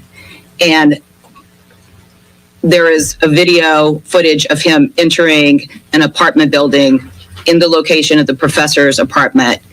And then later that evening, he is seen about an hour later entering the storage unit wearing the same clothes that he had been seen wearing right after the murder. So you have an extensive video canvas as part of this investigation that leaves you no doubt. This is the evidence we have right now. We are coming to you tonight because the federal complaint was unsealed, and we wanted to provide you with the information and to assure the public that law enforcement collectively believe that we have the person, that we identified the person, and that person is dead, and that he was the person responsible not only for the Brown shootings, but for the Brookline shooting. Can you speak to, before the self-inflicted gunshot, was there any interaction between law enforcement and Neves Valente? Like, any words exchanged or anything like that? No, when investigators went into the storage facility tonight to execute the federal search warrant, he was dead. Do you think he entered there this evening? No. He entered an hour after what happened in Brookline? Yes. And do you know how long that storage, did he rent that? Like how long? Our understanding from the financial investigation is that he had rented a storage facility at the location in Salem, New Hampshire in November. Can you confirm whether or not he used the same weapon in the Brown shooting as he did in the MIT shooting? Ballistics investigation was ongoing and has not been completed at this time, so we're not going to comment on that. Can you give us any sense of when you started to recognize perhaps that, he was the same person? I know it was through a video, but when it sort of dawned on investigators that these two cases were related? It was in the last 24 to 48 hours that my understanding, according to my understanding, is when the link began to be established. And that was mainly, he was using a phone that was obfuscating ability to track it. And he was using financial, not credit cards that were tied to his name. And so he was sophisticated in hiding his tracks. According to the complaint that was unsealed, it says that Ms. Valente and the MIT professor had attended the same academic program together in Portugal from 1995 to 2000. Do you know if they knew each other? Or My understanding is that they did know each other. Have they been in communication since that last date? I don't have any information to provide you. Would you call this targeted? We're still investigating the motive in this case and trying to, because like I said, he was very careful in his communications, and we just don't have any information right now to answer that question. But when we get that information, we will share it. Was there anything else in the storage locker? The storage locker in which his body was found, my information is that no. Was that satchel in the storage? Yes. What was in it? Can you repeat the question? I can't hear you online. So the question was there anything else in the storage unit aside from the defendant's body? And the answer is he was found in there with his satchel.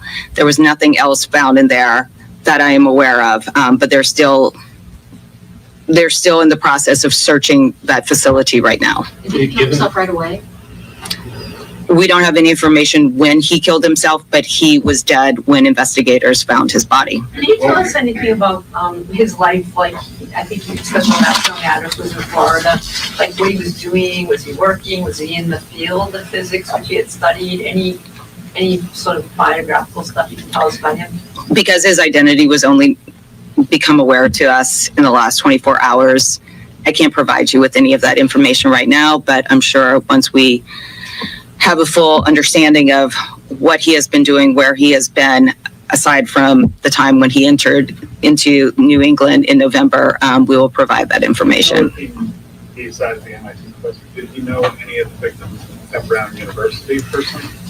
We have no information that he knew any of the victims or anyone who was at that auditorium on the night that he went in and killed. Have you been able to find anything about when he did attend Brown, whether there were any issues, if he was there briefly, was he kicked out, That information hasn't been provided to us yet. Given what you see on the video of the MIT professor's home, is there any doubt that he was the intended target of the killing? The information that I know, and again, the investigations are going to continue to be able to provide you with all the answers that you are asking, is that there was no doubt that he was the intended target. What was inside that satchel? That is information that is still being, the investigators are still on the scene right now conducting that investigation, and we haven't received information as to what was in the satchel. Was there any suicide note? No information right now. How about in terms of the charges themselves? I mean, there was a crime in Rhode Island and also the 1 year. How does that sort of get sorted out? How does it get charged, et cetera? So there are state crimes, including the murders, and then there are the federal crimes, which is one that we brought tonight. The jurisdictions are working together, and we have been sharing information together and encouraging everyone to share information that could result in solving the crimes that were committed in their jurisdictions. And we will continue to do that if there are any doubts that are left with closing out those investigations. We will continue to share all the information so that we can share with you whatever motivations come to light as to why these heinous crimes were committed. Are you confident, I guess maybe that's not the right word, but do you believe that he acted alone, or is there any evidence that anyone else was traveling with him when he came here? We have no information that he was acting in concert with anyone else right now. Anything interesting found in the car? That search is still underway, but we will provide you again with more information as soon as we get it. Anything more you can tell us about, you said he hid his own tracks. Can you talk about that a little bit, what he did? So he was using an application on his phone, and there have been a couple of things. The Google phone doesn't allow officers to ping the direct location and get real-time location information about the phone. There was also beliefs that he was using SIM cards that were possibly European SIM cards that are carried through a provider in the United States, but does not provide real-time information about tower connections. In the car? The vehicle he rented, we have video of him renting the car at Enterprise here in Boston. And the fake plate from Maine was just... We haven't figured out now where he got that plate from. It was an unregistered plate in Maine. We have information that that plate was a very old plate that had been taken out of the registration status over a decade ago. When his body was found, can you just describe what he was surrounded by? Can you just paint the picture as to what was in that unit? What I can say is he rented one unit. His body was found in a unit that was not occupied, and there was nothing else in there from what I have heard, but this is information that I was getting an hour or two ago from agents who were conducting the searches there. When we get further information, the information will be made public, including in the returns for the search warrant that we obtained this evening. Was he living in it effectively since after the Brookline incident? I have no information right now as to the unit that he had actually rented. The tactical teams were there to search, and they were obviously concerned that there could be booby traps or other types of security issues. And so when they noticed that that storage unit was still locked from the outside, it was clear that he couldn't be inside. And so they started searching the abandoned or the non-occupied units with the approval of the management, and that is when they found the body right next door. I know that you haven't had much time. Does he have any sort of criminal record that you know of at this point in time? We are not aware of any criminal record in the United States. Do you have any information about his life in Florida? What he did, where he lived? My understanding, it was South Florida. I know that they know the address, but nothing has been made public about that yet, and I'm assuming that there will be searches. Profession, you think what he did down there? I have no information. And just to be clear, did he fly up from Florida for this, do you think? Did he travel from Florida? Again, the motive, and we have information of his being in New England throughout 2025, but once we get the information about why he came up here, what drove him to be up here, we will share that with the public. Any information on how long he had been a lawful permanent resident of the U.S.? I don't have that information. So, I mean, the only two ties that you have or can talk about now is he went to Brown and he went to this graduate school with the professor in Portugal. I mean, those are the only two ties that you can talk about now in terms of the relationship. That is correct right now. Is it graduate school or undergrad? Yeah, whatever it was, I'm sure it's in the... They were in school. Here's a question. Do you know if he was in contact with anybody either immediately before coming to New England or after he got here? That is not information that we have to share right now. Just one more. Do you know, did he have any contact with anybody else besides, the rental, the hotel, in his travel? That is information that I don't have to share with you right now. There's one question. Yes, go ahead. Is there, There was been some reports on social media by this, saying that a man who was homeless and was sort of living in at Brown was the one who sort of saw him and thought he was suspicious and took his plate number and then was urged by other people on Reddit to make sure he reported it. Is that true? You say there was a witness, but is that his account true, that he's the one that helped break this or gave a crucial tip? How would you describe that? We did receive information from a witness who encountered him after the Brown shooting and gave information that was very helpful to the investigation and in identifying Neves Valente. You're gonna get the 50,000? We'll let you know. You have to say that.